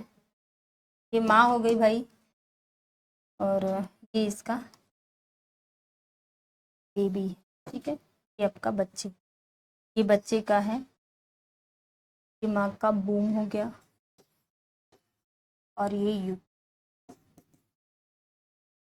और हाँ फिटस भी लिख सकते हो। और ये आपकी बेबी हो गई, ये क्या है इसके अंदर, बेबी। ये आपका क्या हो गया, प्लेसेंटा। ये क्या हो गया आपका, प्लेसेंटा। हाँ बनाओ, और क्या, ये माँ का RBC हो गया, बनाते रहो साथ में। अब क्या समझना, आप तो समझा ही दिए हैं। इसमें बी हो गया, बी ब्लड ग्रुप, और इसमें RH निगेटिव है। क्या है, RH निगेटिव, मतलब RH जा रहा है का ब्लड ग्रुप, और इसके अगेंस्ट बना लिया। अब ये बच्चे का ब्लड ग्रुप है, RBC है।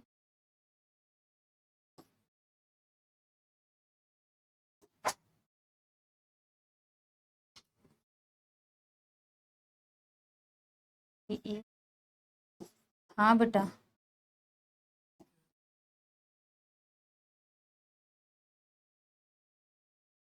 क्या हुआ,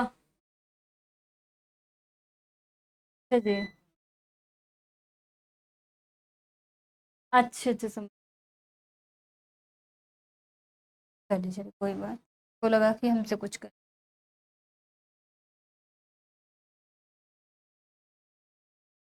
कहाँ रहते हो आप यहाँ पे बेटा, राजापुर में रहते हो, और घर कहाँ है, गोरखपुर के रहने वाले हो, तो आपकी बहन भी रहती है साथ में। चलो अच्छी, किस चीज़ की प्रिपरेशन करती हैं, अच्छा, आपसे बड़ी है मतलब, छोटी है अभी, बात नहीं, अच्छी बात है।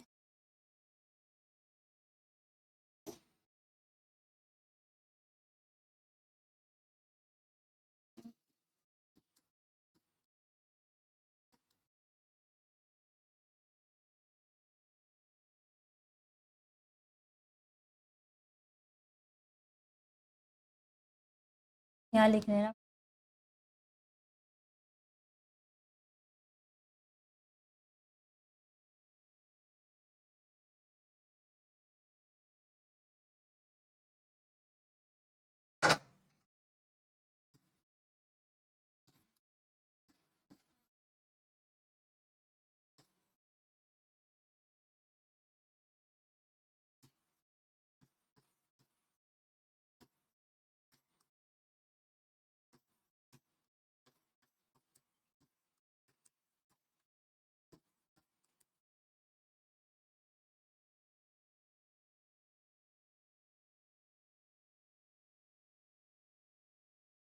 मैं इसी में बना देती हूँ, ओके, समझ जाना। दूसरी ये इसके पास था, इधर थोड़ा सा कर देती हूँ वाली कंडीशन में।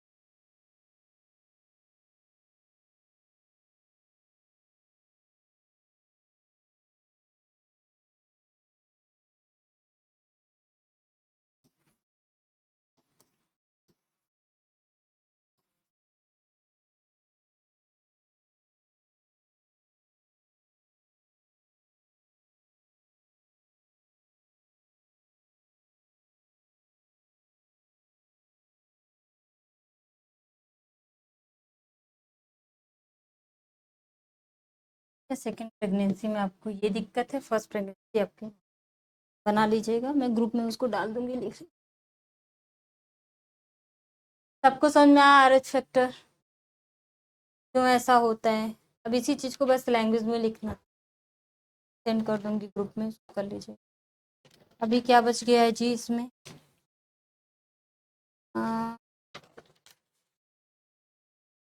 चलिए बैक्टीरिया थोड़ा पढ़ लिया जाए।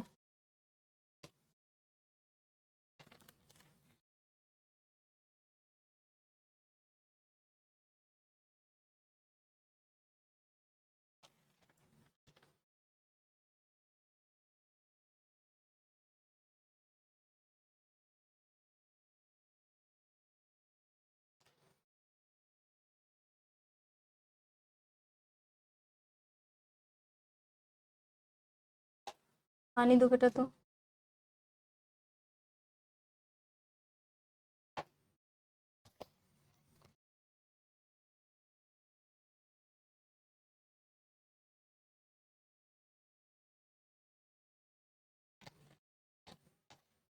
बोरिंग तो नहीं हो रहा है ना? बोरिंग होना तो बताना।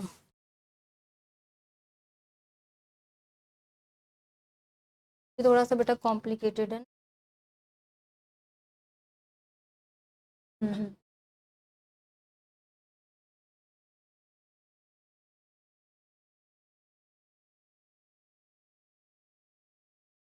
नॉर्मल के लिए बस उसमें वही RH फैक्टर नहीं पाना होना चाहिए। मतलब सेकंड में तुम्हारा नॉर्मल हो ही नहीं सकता, सेकंड में बच्चे का काज करना जरूरी है। अगर हाँ की दवा भी हो, इसका ट्रीटमेंट स्टार्ट हुआ है, क्या हो गया है कि इसमें जो है इंजेक्शन लगाया जाएगा, समझ रहे हो?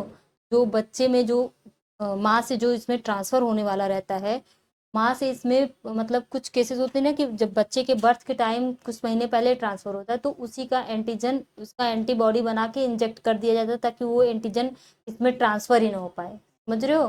बच्चे में ट्रांसफर ही ना हो पाए, जिसके वजह से बच्चा आराम से, ये चीजें, ये तो आपका ट्रीटमेंट। ठीक।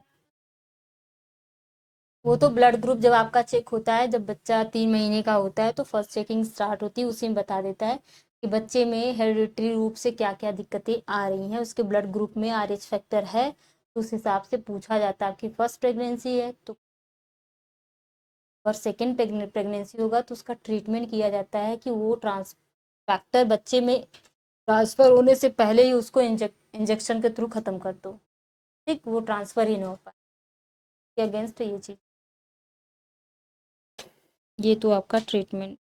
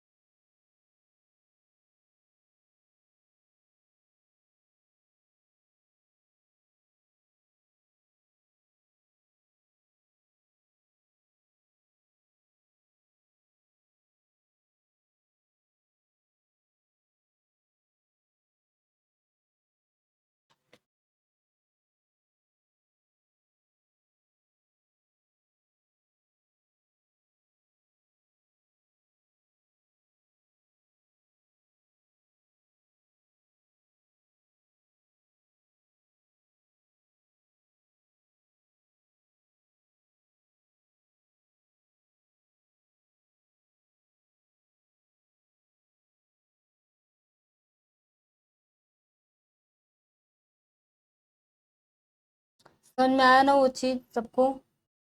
चले आगे। चलिए, बैक्टीरिया मैंने कहाँ तक आप लोगों को पढ़ाया था? देखो, एक ही पे दोनों मत लिखा करो, जूलॉजी और बॉटनी एक ही पे मत लिखा करो, सब मिक्सअप हो जाएगा। क्योंकि तुम लोग दो स्पायरल ले लो, और 100-100 रुपए के प्लस ले लो, दो स्पायरल, इसको जाके फिर रूम पे बनाओगे, काम क्या मतलब, टाइम वेस्ट होगा। इससे अच्छा रूम पे जाके रिवीजन कर लो। तो टाइम नहीं रहना चाहिए तुम लोगों के पास। आज तो कर लिए, दो स्पायरल मोटी मोटी वाली ले लीजिए, एक जूलॉजी डालो, एक बॉटनी डालो। जूलॉजी वाली क्लास जूलॉजी पे करो, बॉटनी वाली क्लास बॉटनी वाली पे। दोनों आपके पास खुद का नोट्स बना बनाया रहेगा, ठीक है। घर जाने के बाद जो चीज़ें तुमको एक्स्ट्रा समझ में आ रही लिख लो, नहीं आ रही तो ठीक है, अच्छी बात है कि उसको फिर से आके समझना, उसको जितना हमने पढ़ा है उसको रिवीजन कर लो। जो टाइम तुम लिखोगे वही तुम रिवीजन कर लो, ठीक है। तो आज के बाद सब लोग दो दो स्पायरल ले लो। ये पतली पतली कॉपियाँ करोगे तो 50-100 कॉपी हो जाएगी। एग्जाम के टाइम में इतना प्रेशर आ जाएगा, रिवीजन ही नहीं हो पाएगा। समझ रहे हो? ऐसे मोटी मोटी स्पायरल ले लेना, जाके यहाँ से क्या बोलते कटरा से पता कर लेना, जहाँ भाई कम पैसे में मिलेगा वहाँ पे जाके आप लोग पता करके स्पायरल ले लो। और लेके मोटी मोटी ले लेना, कम से कम 100-100 रुपये ऊपर लेना। 85 का मिलता है, 250-300 पेज, 75 का 85 मिलता है ना, 200-200 पेज का। तो उतनी मोटी मोटी अगर वो भी ले रहे हो तो 200 रुपये खर्च करो, उसको लो। लेके एक पे जूलॉजी लिखो, एक पे बॉटनी। जूलॉजी का जूलॉजी पे रहना चाहिए, बॉटनी का बॉटनी पे, ताकि कहीं टेस्ट हो, कहीं कुछ भी हो, एक बार एक नोट्स उठाओ, रखो उसको, फटाफट फटाफट फटाफट देखते चलो। अभी एक ठो कॉपी लिखे, 20 रुपये वाली लिखे, लेके लिख लियो, अब वो कहाँ फेंक फेंक दी गई एग्जाम टाइम कुछ, फिर चलो उसको बटोरो पकड़ो। अरे यार, 100 ठो पढ़ना है, हमारे बस का नहीं है बहुत, ये वो ये सब नहीं। स्मार्ट तरीके से पढ़ना है, स्मार्ट तरीके से अपना नोट्स प्रिपेयर करना है, ठीक है। ऐसे करना है। आपका स्पायरल भरने में कम से कम 6-7-10 10 तो मान ही के चलो, इतना होगा, इतना आपका सिलेबस है। अभी तो स्टार्ट किए हैं, वो भी हम बहुत कम लिखवाते तुम लोग कि उतने ही हम समझ लो जितना क्वेश्चन बनता है, और जिसके इसके इर्द गिर्द जितना क्वेश्चन बन सकता है, उससे ज़्यादा नहीं। अदर इंस्टीट्यूट में आप लोग जाके देखेंगे, दिमाग ऐसे चक्कर खा गिर जाओगे, क्योंकि मैं बेटा वो सब चीज़ें करके थक के हार गई हूँ। फिर उसके बाद मुझे समझ में आया कि किस हिसाब से हमको पढ़ना है, हमको कितना पढ़ना है, ताकि हमारा सिलेक्शन। ऐसे कोई मेंस नहीं देता, हम मेंस दे चुके हैं सब चीज़। भाई अभी नसीब है, जिस दिन खुलनी होगी खुल जाएगी। अभी ये तो है कि हाँ, पास तो हो जा रहे हैं, केवीएस दिए थे उसमें हुआ था, इंटरव्यू दे के आए हैं, अभी रिजल्ट बाकी है। झारखंड दिए हैं, देखो वो बाकी है। एमआरएस की प्रिपरेशन कर रहे हैं, एक बार आप लोगों को अपना पूरा सिलेबस पढ़ना होगा, समझना होगा, और प्रैक्टिस हमेशा, कहता ना इंसान, प्रैक्टिस जो इंसान को परफेक्ट बनाता है उसके नॉलेज को। आपको कितना ही अच्छा क्यों ना आए, पर अगर आपको क्वेश्चन सॉल्व करने का तरीका ही नहीं पता हो, तो आप कितने बड़े ही ज्ञाता हो, उसका कोई मतलब नहीं। बेटा यहाँ पे सब लोग सिलेक्शन देखते हैं। तुम कितने साल इलाहाबाद में रह करके स्ट्रगल किए हो, कि हो सकता है तुम शाम के लिए तुम्हारे पास खाना नहीं हो, तुम पानी पी के सो गए हो, पर वो स्ट्रगल कोई नहीं देखेगा। जिस दिन सिलेक्शन हो जाएगा ना, तुम अगर झूठी झूठी बात ही इंसान कह दे या सच ही कह दे, तो दुनिया उसको सर आंखों पे रख लेती है कि हाँ, इसने भाई बहुत स्ट्रगल किया है तब इनका सिलेक्शन हुआ है। ऐसे नहीं, ठीक है। क्योंकि सिलेक्शन बेटा ना, एक लड़का है, अगर वो घूमता है दिन भर और रात को 2 घंटा 4 घंटा 10 घंटा पढ़ता है, चोरी से ही पढ़ता है, पर अगर उसका सिलेक्शन हो गया, तो अगर वो किसी का कत्ल भी गया तो दुनिया कहेगी ये नहीं कोई और किया, इसको फंसा दिया गया है। ये चीज़ है। तो सबसे मोस्ट इम्पॉर्टेंट है आप लोगों का सेलेक्ट होना, ठीक है। अपना नाम भाई आना कि हमको जॉब मिल गई, उसके लिए आप लोगों को खूब कड़ी मेहनत करनी पड़ेगी, पढ़ना पड़ेगा अच्छे से। पढ़ोगे तब जाके होगा। ऐसे नहीं कि हम पढ़ लिए, मैम पढ़ा दी, हमको RH फैक्टर घुस गया, ऐसे ऐसे है। अभी हम कह रहे हैं ना, अभी आप लोगों का एडमिशन हो जाएगा, तो सर खुद बता रहे हैं 10 या 12 या 15 तारीख तक समझ लो, रख लो 15 तारीख तक, मैं खुद ग्रुप बनाऊंगी। तुम सब लोग ग्रुप में हमेशा एक्टिव रहो, क्वेश्चंस डालो, एक दूसरे से डिस्कशन करो, टॉपिक डालो, बातें करो, हाँ कैसे कैसे ये है, ये हंसी मजाक नहीं उसमें है, पढ़ाई लिखाई वाली बात। ये नहीं कि हाँ चलो एक तो बात कह दी तो वही लेके हम परेशान है, ये सब नहीं। पढ़ाई लिखाई उसमें क्वेश्चन डालो, हाँ इसका, हाँ बताओ ये क्या है। आप लोग एक क्लासमेट की तरह हो। अब देखो बेटा ना, एक स्टेज होती है किसी भी चीज़ की, अब आप लोग मैच्योर हो गए हो। वो नादानियाँ जो 12वीं तक थी, ग्रेजुएशन तक थी वो सब अब खत्म। अब अगर आप जिंदगी में सीरियस नहीं होगे तो लाइफ में कुछ मिलेगा नहीं। ठीक, तो वो सब एक साइड करो और मेहनत से खूब पढ़ो। एकदम मैच्योरिटी, चाहे गर्ल्स हो चाहे बॉयज हो, बातें भी करो तो मैच्योर तरीके से। गर्ल्स हो, जनरली कितनी भी खराब गर्ल्स हो, पर बॉयज का एक कल्चर होना चाहिए कि गर्ल्स को रिस्पेक्ट देना। ठीक है, एक अच्छा लड़का वही माना जाता है, कितनी भी खराब गर्ल्स हो पर उसको रिस्पेक्ट तरीके से बात करो। ये नहीं कि हाँ तुमको देखे तो तुम उधर घूम रही थी, तुम ऐसी हो वैसी हो, ऐसा कुछ भी नहीं। ठीक है, चाहे जैसी भी हो, अगर तुम अपने मुंह से सब निकाले हो सही बोलो। और गर्ल्स भी चाहे भाई बॉयज हो, उनको भाई की तरह ही ट्रीट करो। ठीक है, अपने पढ़ाई में अगर इंसान जो इन सब चीज़ों से दूर हो जाता है और अपनी पढ़ाई पे एकदम फोकस करता है, उसी का सिलेक्शन तय है। और जो इन सब भंवर में फंस जाता है एक बार ना, तो जिंदगी बहुत नरक हो जाती है। तो इन सब से दूर रहो, क्योंकि वो सब क्या है जानते हो, एंटीजन है, चिपका लेंगी, कोई मतलब नहीं। ठीक है, चलिए देखिए, आप लोगों को बैक्टीरिया में क्या पढ़ाए थे? बैक्टीरिया में न्यूक्लियाइड। ठीक है, क्या लिखवाना था? न्यूक्लियाइड। हमने बताया था बैक्टीरिया में जो इसका न्यूक्लियाइड किस सर्कुलर होता है और कैसा होता है? Double standard DNA. और इसमें क्या नहीं पाई जाती? Histone protein. Without histone. और इसी इसी न्यूक्लियाइड को दूसरा नाम, it is also called genophore. क्या कहते हैं? जीनो या जीनोम। ठीक है, अगर जीनोफोर जीनोम दे रहा है, घबराना नहीं, इसी को कहा जाता है, इसके डीएनए को। ठीक है, ये चीज मैंने लिखवा दिया है, आप लोग को लिखना है तो ये लिख लो sentence. Bacteria DNA is also called, या यहाँ लिख लेना, it is also called genophore या जीनोम, लिख लो।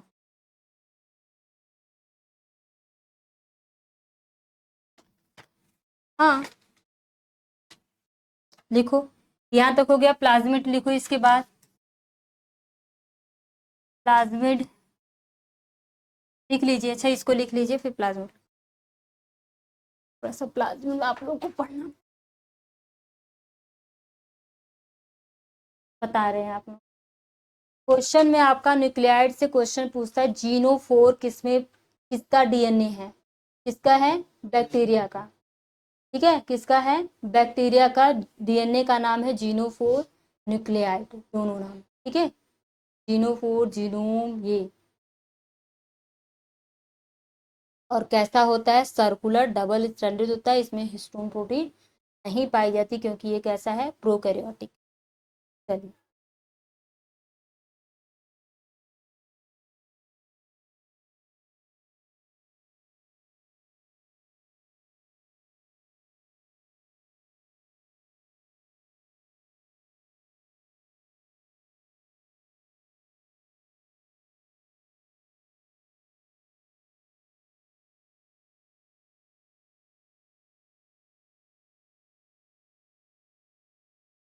आप लोग रात में पढ़ते हो कि नहीं पढ़ते हो?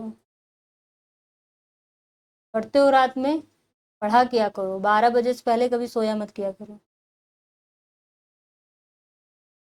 सही है। अच्छा, जिसको भी भाई, जिसके पास जैसी आवश्यकता है, जैसे उसका बजट बन रहा है, उस हिसाब से आप लोग अगर मन रहे तो लाइब्रेरी भी ज्वाइन कर लिया करिए। अगर 5 से 9 भी लाइब्रेरी, 2 2 4 5 घंटे पढ़ लोगे, 5 से 9 लाइब्रेरी ज्वाइन कर लो। वहाँ ये रहता है बेटा, शांति रहती है, क्योंकि घर वाले जानते हैं आप लाइब्रेरी गए हो तो कोई तुमको फ़ोन नहीं करेगा। वहाँ तुम फ़ोन नहीं उठा सकते कि हाँ हम वहाँ जाए तो हेलो हाँ बोलो। बोल दो कि भाई हम जा रहे हैं लाइब्रेरी, 5 से 9 के बीच में उनको कॉल नहीं करना। आपको बहुत नीड है कॉल करने की, बाहर निकल के कॉल कर सकते। उसमें आपको भाई अच्छा खासा एसी मिलेगा, हवा भी रहेगी, कोई किसी से बोलता नहीं, शांति से अपना चुपचाप, लाइट मिल गया, चार्जर रख लो, चार्जिंग लगा लो, मोबाइल में चार्ज होती रहे, आराम से पढ़ो। वाईफाई मिलेगी फ्री में, जितना मन के उतना तुम अपना वीडियो देख सकते हो, कुछ भी डाउट्स उसको क्लियर करो, अपना खुद का नोट्स बनाओ। 5 घंटे एकदम दुनियादारी छोड़ के चुपचाप लग के पढ़ लो कि हाँ आज क्या क्या पढ़े हैं, दूसरा मेरा क्या हुआ है, मेरा नोट्स बनाना, ये सब। बॉटनी के लिए बेटा देखो, बुक जो है आपका, मेरे पास उनका था, एस.एन. सिन्हा करके है। हाँ, एस.एन. सिन्हा करके है उनका बुक। वही पीजीटी बेस्ड, टीजीटी पीजीटी सब एक ही है। हाँ, एस.एन. सिन्हा करके हैं। और जियोलॉजी का मैंने लिया था, आर के पिल्ले ही थे क्या, नहीं, आर्यल कोटपाल। जूलॉजी का मैंने कोटपाल का लिया था। वर्टिब्रेट का अलग मिलता है, इनवर्टिब्रेट का अलग। क्या बेटा? हाँ, तो वही, यही दोनों। हाँ, तो ये सब है ना बुक, फिर लेने की कोई जरूरत नहीं। बुक लोगे फालतू का फंसोगे, कोई मतलब नहीं। तुम लोगों को जो मैं पढ़ाऊंगी उतना ही पढ़ लेना, क्योंकि मेरे पास बुक है, मैं ला के दे दूंगी, देख लेना एक दिन, देख लोगे अपने आप। वो इतनी मोटी मोटी बुक है और बहुत लेंदी बेटा, तुम लोग फिल्टर ही नहीं कर पाओगे, क्या पढ़ें क्या छोड़ें क्या करना है। और एक बुक 1100-1500 से कम नहीं है। इन्वर्टिब्रेट की अगर लोगे तो तुमको बुक लेने में कम से कम 4000 रुपये जाएंगे। नहीं जाएगा ना, क्योंकि बेटा वो इतना लेंदी है ना, समझ में नहीं आएगी। इसीलिए तुम लोगों को मैं बस सिर्फ फिल्टर करके एकदम बुक का ही, सारी बुक मिक्स करके, सारे नोट्स मतलब मिक्स करके मैं आप लोगों को ऐसे दे रही हूँ। जब आप लोगों को ये पीडीएफ के फॉर्म में आप लोगों को नोट मिलेगा ना, तब चीजें और अच्छे से समझ में आएंगी। अभी तो मैं पढ़ा रही हूँ, जितनी पढ़ाई हूँ सब नोट दूंगी। तो एडमिशन देखो भाई, किसी भी कोई भी संस्था है, उस संस्था में एडमिशन लोगे तब ना टीचर आगे का प्रोसेस करेगा। जब एडमिशन नहीं है, अभी demo class demo class demo class. हाँ भाई, सबको पैसे की प्रॉब्लम होती है, मैक्सिमम सभी को। तो मेरा मानना ये है कि कुछ तो पैसे दे दो, कुछ पैसे दे के एडमिशन लेके पढ़ो आराम से। फिर 2 महीने 1 महीने जैसा होगा थोड़ा थोड़ा करके अपना पेड करते रहना। ये तो नहीं करेंगे नहीं हमको एक ही बार में पूरा पैसा दे दो। थोड़ा थोड़ा तो आप इंस्टॉलमेंट जाके बनवा लो कि सर हम इतने इंस्टॉलमेंट में पैसे दे सकते, 4-5 जो भी आपको समझ में, जैसी बजट आपकी बने उस हिसाब से आप लोग अपना इंस्टॉलमेंट बना लो। एक इंस्टॉलमेंट में अभी एडमिशन लेना है, अपना ले लो 3-4 हज़ार जो भी हो, अपना नेम करके अपना क्लास ज्वाइन कर लो, हर जगह ऐड हो जाओ। एक जगह कम से कम एडमिशन हो जाता है, दिमाग से प्रेशर उतर जाता है ना कि हमको अब यहीं पढ़ना है, हमको यहीं से सब कुछ अपना क्लियर करना है। और आप लोगों को एक और अच्छी गुड न्यूज़ ये है कि मैं ऑफलाइन पढ़ा रही हूँ, तो जो ऑनलाइन की जो क्लासेस हैं आप लोगों को, ऑनलाइन क्लासेस है मैम की हैं, वो सब फ्री मिलेंगी आपको। पीडीएफ मिलेगा, आपको नोट्स मिलेगा, प्रैक्टिस सेट मिलेगी, संडे संडे टेस्ट होगा। जब बैच अच्छे से बन जाएगा सब चीज़ें कंटिन्यू होने लगेगी। ठीक, अभी आप लोगों को पूरा कोर्स कंप्लीट करना है, उसके बाद जो वैकेंसीज आएंगी, तो उस टाइम जब तुम लोग बैठोगे तो लगेगा हाँ हम किसी क्वेश्चन से फाइट कर रहे हैं। अगर मेहनत से पढ़ दोगे सब लोग, जितना मैं पढ़ाई बस अगर उतना तुम्हारे दिमाग में अगर घुस गया पूरी चीज़ें, तो तुम्हारा कहीं सिलेक्शन नहीं है, आराम से एक सीट ले जाओगे, कोई दिक्कत नहीं। बस मेहनत करना होगा के लिए। ठीक है, ये चीज़। और पढ़ने के लिए मैं बुक तो बता दूंगी, तुम 10,000 की बुक खरीद लो, पर तुमको पता नहीं इसमें क्या, सब गधों की तरह तो पढ़ना नहीं है भाई। हमको सब तो थोड़ी पढ़ना, सब क्वेश्चन थोड़ी ना है। अब हम लोग को पढ़ते पढ़ते आदत हो गई, एग्जाम देते देते पता चले हाँ कौन क्वेश्चन है। अब पढ़ाते पढ़ाते इतनी आदत हो गई है कि कौन क्वेश्चन है, कहाँ से फिल्टर करना है, कौन क्वेश्चन नहीं है, किसको हमको नहीं पढ़ना है, किसको पढ़ना है, क्या इंपॉर्टेंट क्या नहीं। अभी आप लोग फ्रेशर हो, ऐसे नहीं चूज कर पाओगे। अभी तो मैं जितना पढ़ा रही हूँ इतना ही बहुत है, अगर याद कर लो तो इसके बाहर कुछ भी नहीं। अभी इस समय जिसको लेना है, बस 100 बार मैं बता रही हूँ, यूथ वाला जाके सब लोग ले लो, यूथ का जाके ले लेना तुम, और आप भी। ठीक है, विनोद प्रमोद दोनों लोग। यूथ कौन सा है? सामान्य नहीं, आप बोलना टीजीटी पीजीटी यूथ बोलना। क्या? यूथ, यूथ का प्रैक्टिस सेट लाए हो, यूथ का जाके ले लेना। अगर फर्स्ट हैंड में नहीं मिल रहा है तो सेकंड हैंड में कहीं ना कहीं पता, तुम लोग तो लड़के हो, हर जगह घुस के पता करो कहाँ क्या है, चालाकी से अपना 4 पैसा बचा के रखा करो। ये नहीं कि भाई जितना उतना उड़ाते फिरे। बहुत है तो उड़ाओ, कोई टेंशन नहीं। पर घर वाले भी अगर आपके बहुत सक्षम आपको पैसे दे रहे हैं, तो 4 पैसे अपने हमेशा बचा के रखो कि इन फ्यूचर आगे वाला दिन कैसा होगा, घर से पता नहीं हमको पैसे मिलेंगे कि नहीं मिलेंगे। वो पैसे मेरे पास रहेंगे तो मैं आगे कोई भी चीज़ें होती है तो मुझे मांगना नहीं पड़ेगा, मैं ऑलरेडी कर सकता हूँ। तुम अपना 4 सेट कपड़े में जिंदगी बिता लो, पर किसी के आगे हाथ ना फैलाओ ना, तुम राजा कहलाओगे। अगर तुम 10 सेट पहन के घूम रहे हो और रोज कह रहे हो यार 200 ट्रांसफर कर दो, 400 कर दो, सामने वाला को लगता है पहनने के लिए इतना है और मांग रहे। हाथ फैलाने वाला काम नहीं, जहाँ बहुत जरूरी है, नीड है, तब मांगो।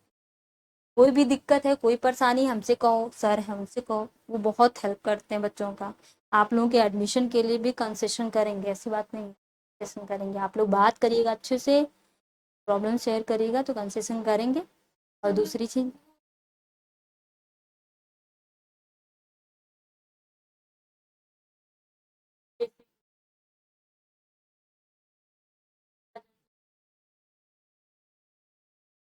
वो भी तो सही है। और प्रैक्टिस वगैरह करती रहो, और यूथ यूथ की प्रैक्टिस पूरी कर डालो आप लोग। देखो बता रहे हैं तुम लोगों को कौन कौन सी बुक लेनी है प्रैक्टिस में, बस ये याद रखो। एक यूथ का ले लेना, ये पूरा होना चाहिए। जूलॉजी बॉटनी, क्या जूलॉजी बॉटनी, पूरे क्वेश्चन याद होने चाहिए दोनों के। और शिल्पी के, किसका, शिल्पी, शिल्पी पब्लिकेशन करके आता है बेटा, ये पीसीएस लेवल का होता है, यूपी पीसीएस, ठीक है। इसमें जितने भी पीसीएस के क्वेश्चन बने हैं सब ये भी देता है। शिल्पी का भी, जूलॉजी और बॉटनी का, ये दोनों याद होना चाहिए, सारे क्वेश्चन इसके याद होने चाहिए, ठीक है। अगर जिसका ये हो गया उसकी तैयारी आपका 70% हो गया। बाकी हाँ, इसमें सिर्फ क्वेश्चन रहेंगे, एक्सप्लेनेशन, बुक नहीं है, प्रैक्टिस बुक है। बाकी 30% आपको संस्था के हिसाब से पूरा कॉन्सेप्ट क्लियर करना पड़ेगा, तब जाके 100% होगा, तो आपका सिलेक्शन हो जाएगा, ठीक है। ये दोनों आप लोग जाके पता कर लिए, आप लोग लड़के जाके पता कर लो, सेकेंड हैंड में दे दीजिए, मिल जा रहा है तो काम हो जाए। दो दोस्त हो, अच्छी बात है, एक जूलॉजी ले लो, एक बॉटनी ले लो, ठीक है, अदल बदल के पढ़ो दोनों लोग, ठीक है। तो ये आपके न्यूक्लियाइड थी। न्यूक्लियाइड मैंने बताया कि ये डीएनए, ये जो होता है ये बैक्टीरिया का डीएनए होता है। बैक्टीरिया का डीएनए डबल स्टैंडर्ड सर्कुलर है, इसमें हिस्टोन प्रोटीन नहीं पाई जाती, इसलिए इसका नाम जीनोफोर या जीनोम होता है, ठीक। इसके बाद प्लाज्मिड, ये जो प्लाज्मिड है, प्लाज्मिड को लिख लो, चलो लिखो प्लाज्मिड। प्लाज्मिड से बेटा आपका क्वेश्चन आता है, इसकी डिस्कवरी किसने की थी, प्लाज्मिड है क्या, ठीक है। प्लाज्मिड को अक्सर ज्यादा आता है, एक सेंटेंस देता है, extra chromosomal part of bacteria, क्या लिखता है, extra chromosomal part of bacteria, ठीक है। बस यही सेंटेंस दे देगा और ऊपर लिख देगा प्लाज्मिड क्या है, और ये सेंटेंस देगा extra chromosomal part of bacteria. Bacteria का क्रोमोसोमल पार्ट होता है, इसमें न्यूक्लियाइड नहीं ट्रांसफर होता है, यही प्लाज्मिड ही ट्रांसफर होता है। जब उसका डीएनए ट्रांसफर करना होता है एक सेल से दूसरे सेल्स में जाने के लिए, यही प्लाज्मिड ही ट्रांसफर होता है, ठीक है। इसलिए इसका नाम क्या है, एक्स्ट्रा क्रोमोसोमल बैक्टीरिया, लिख लीजिए। हाँ एकदम सही कह रहे हो। इसमें लिखो, इसका इंट्रोड्यूस्ड बाई, इसको किस वैज्ञानिक ने इंट्रोड्यूस किया था, लिखो लीडरबर्ग। इसने लीडरबर्ग, लीडरबर्ग साइंटिस्ट ने 1952 में, कब, 1952 में इसको क्या किया था, इंट्रोड्यूस्ड किया था, ठीक है। और ये क्या होता है, प्लाज्मिड का दूसरा लिख लो, इसी चीज को लिख लो, plasmid are extracellular, sorry extra chromosomal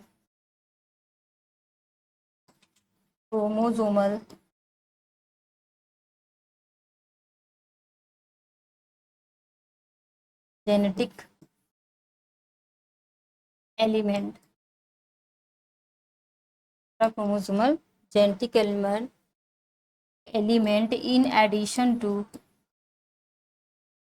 in addition to bacterial genome and have, जो रखता है ability to replicate autonomously, have ability to replicate auto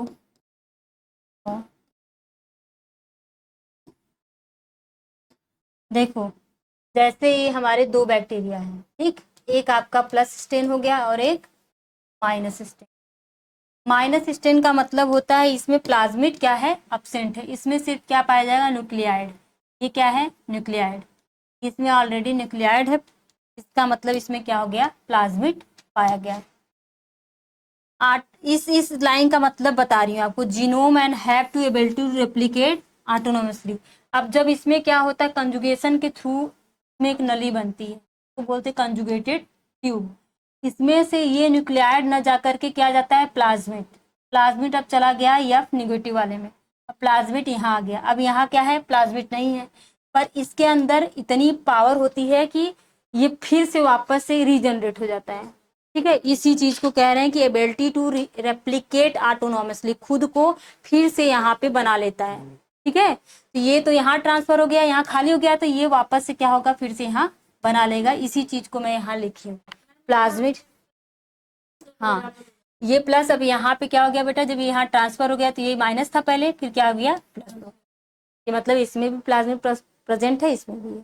ठीक है, तो न्यूक्लियाइड न होकर के इसका प्लाज्मिड इसमें ट्रांसफर होता है। प्लाज्मिड के ही अंदर आपका क्या होता है, क्रोमोसोमल मटेरियल होता है। ठीक है, ये चीज समझ में आया हम क्या कह रहे हैं।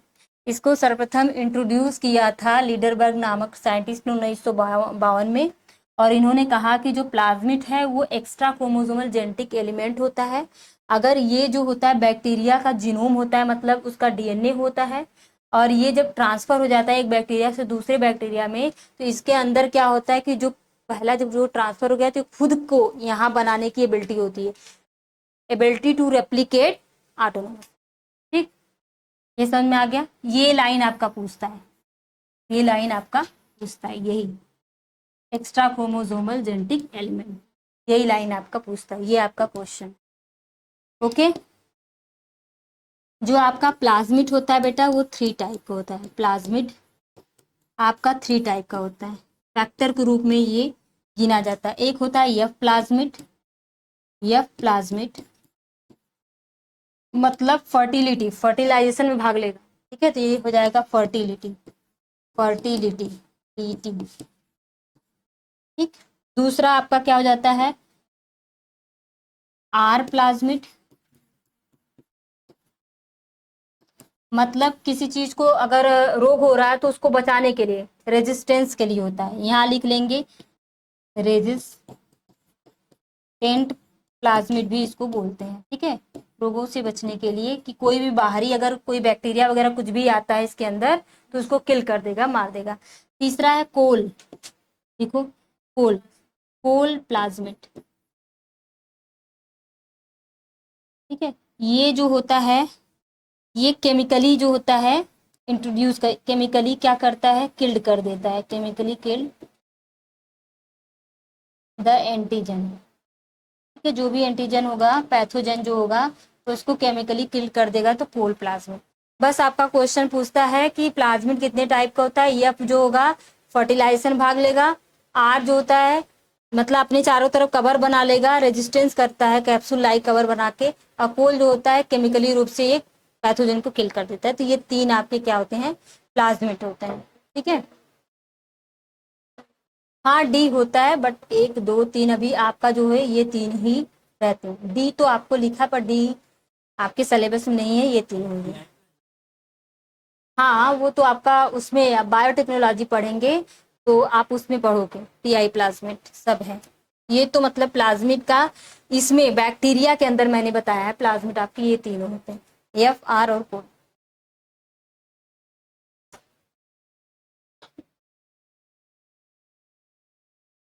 देखो जो टी आई तुम कह रहे हो ना, ये ट्यूमीफेसियंस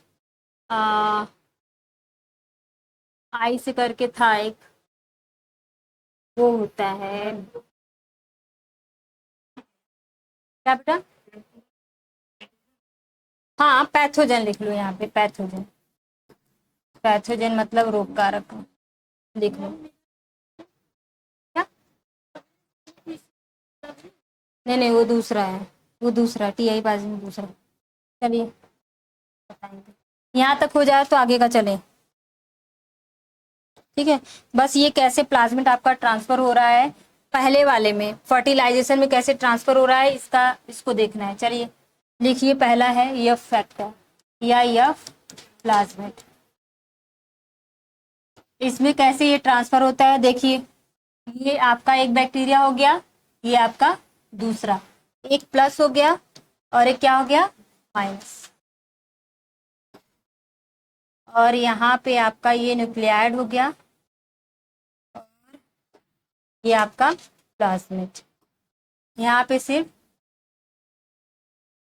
न्यूक्लियाइड, ये आपका क्या हो गया, बैक्टीरिया सेल, बैक्टीरियल सेल, ये न्यूक्लियाइड।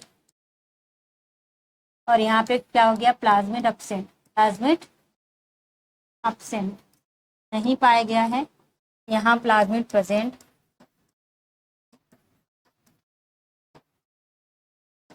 ये आपका न्यूक्लियस। इस कंडीशन में क्या होता है, इन दोनों के बीच में ट्यूब बन जाएगा। अब ऐसे हो जाएंगे, ओके। ये आपका जो है यहाँ से ट्रांसफर होके यहाँ आ गया, ठीक। और ये आपका जो न्यूक्लियाइड था इसी तरीके से इसमें भी है और इसमें भी। ये हो गया transfer of plasmid by conjugated tube, ठीक है, कंजुगेटेड ट्यूब की तरह। ये आपका क्या है, कंजुगेशन ट्यूब, कंजुगेशन ट्यूब। ये अभी क्या था, प्लस था, ये अभी माइनस।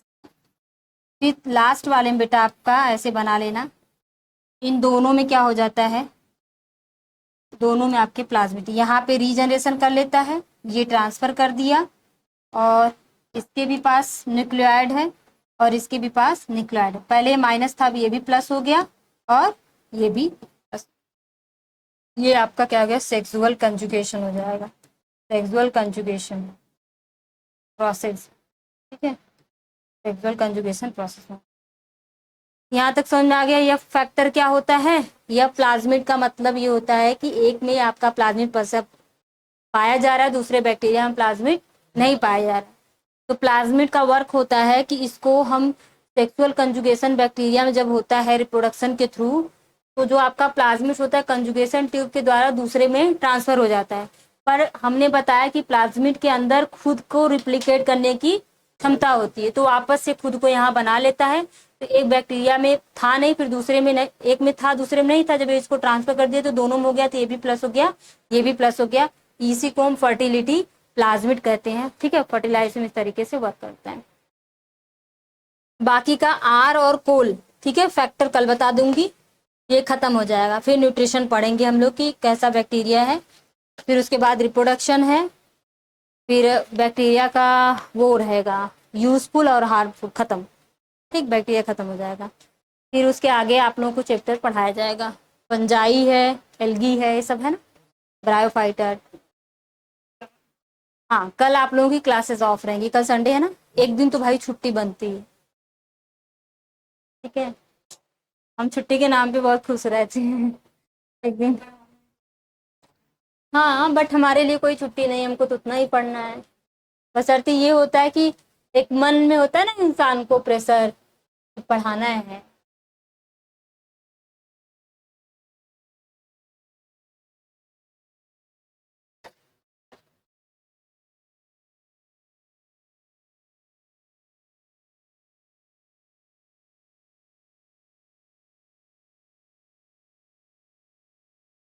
क्लासेस समझ में आ रही है सबको? विनोद, अब तुमको कोई दिक्कत नहीं हो ना इंग्लिश से? समझ में आ रहा है ना सारी क्लासेस? आप जाके यूथ वाली बुक ले लो, हाँ, उसको किसी भी तरह अपना मैनेज करके दोस्त यारों से, ना हो तो बताओ तो हम ही तुम लोग का सपोर्ट करें, जाके उसको ले लो। हाँ, मैं मंडे को लाऊंगी यूथ का। अगर जैसे नहीं हो पा रहा है अभी, तो जिसके भी पास हो, जो जो चैप्टर हम पढ़ा रहे हैं उसका पीडीएफ निकलवा लो, क्वेश्चन पेपर का, जो उसके क्वेश्चंस हैं, दो दो तीन तीन होंगे, तो उसका पीडीएफ निकलवा लो। निकलवा के रख लो, क्वेश्चन पढ़ो, उसको सॉल्व करते रहो। ठीक, ये भी हो सकता है आप लोगों को, हर तरीके जैसे संभव है। अरे मिलती है कटरा में भाई, बहुत महंगी नहीं होगी। कितने में थी जी? 175, 70, 120 ऐसे, 150 के प्लस हो गए।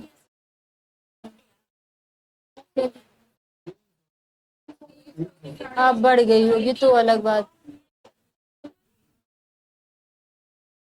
अब बढ़ गई होगी इसका दाम। हाँ, तुम लोग ऐसा करना, फोटो लेके उसका वो निकाल लेना पीडीएफ, जो जो चैप्टर पढ़ा रहे हैं। फिर डाइजेस्टिव सिस्टम का निकलवा लेना, सर्कुलेटरी सिस्टम का निकलवा लेना। ग्रुप में डाल देना जी, डाल देना, ये सब निकलवा लेंगे बच्चे। ठीक है, बैक्टीरिया का भी डाल देना, डाइजेस्टिव का, सर्कुलेटरी। ठीक है, ताकि ये सब रिवीजन कर लेंगे तो मंडे के दिन तुम लोग अपना उसको निकलवा लेना पीडीएफ। ठीक है, ऐसे ऐसे करके थोड़ा थोड़ा करना, और पैसे कलेक्ट करके ले लोगे तो खुद का अपने पास हो जाएगा, क्योंकि पीडीएफ में भी तो पैसे लगेंगे, वही पैसे ऐसे हो जाएंगे। जितना रखोगे उससे अच्छा उतना ही। जब तक नहीं फिलहाल उतना तब तक कर सकते हो। ठीक है, तो आज की क्लास में इतना ही। Thank you for everyone, welcome. उसको बंद कर दो बेटा।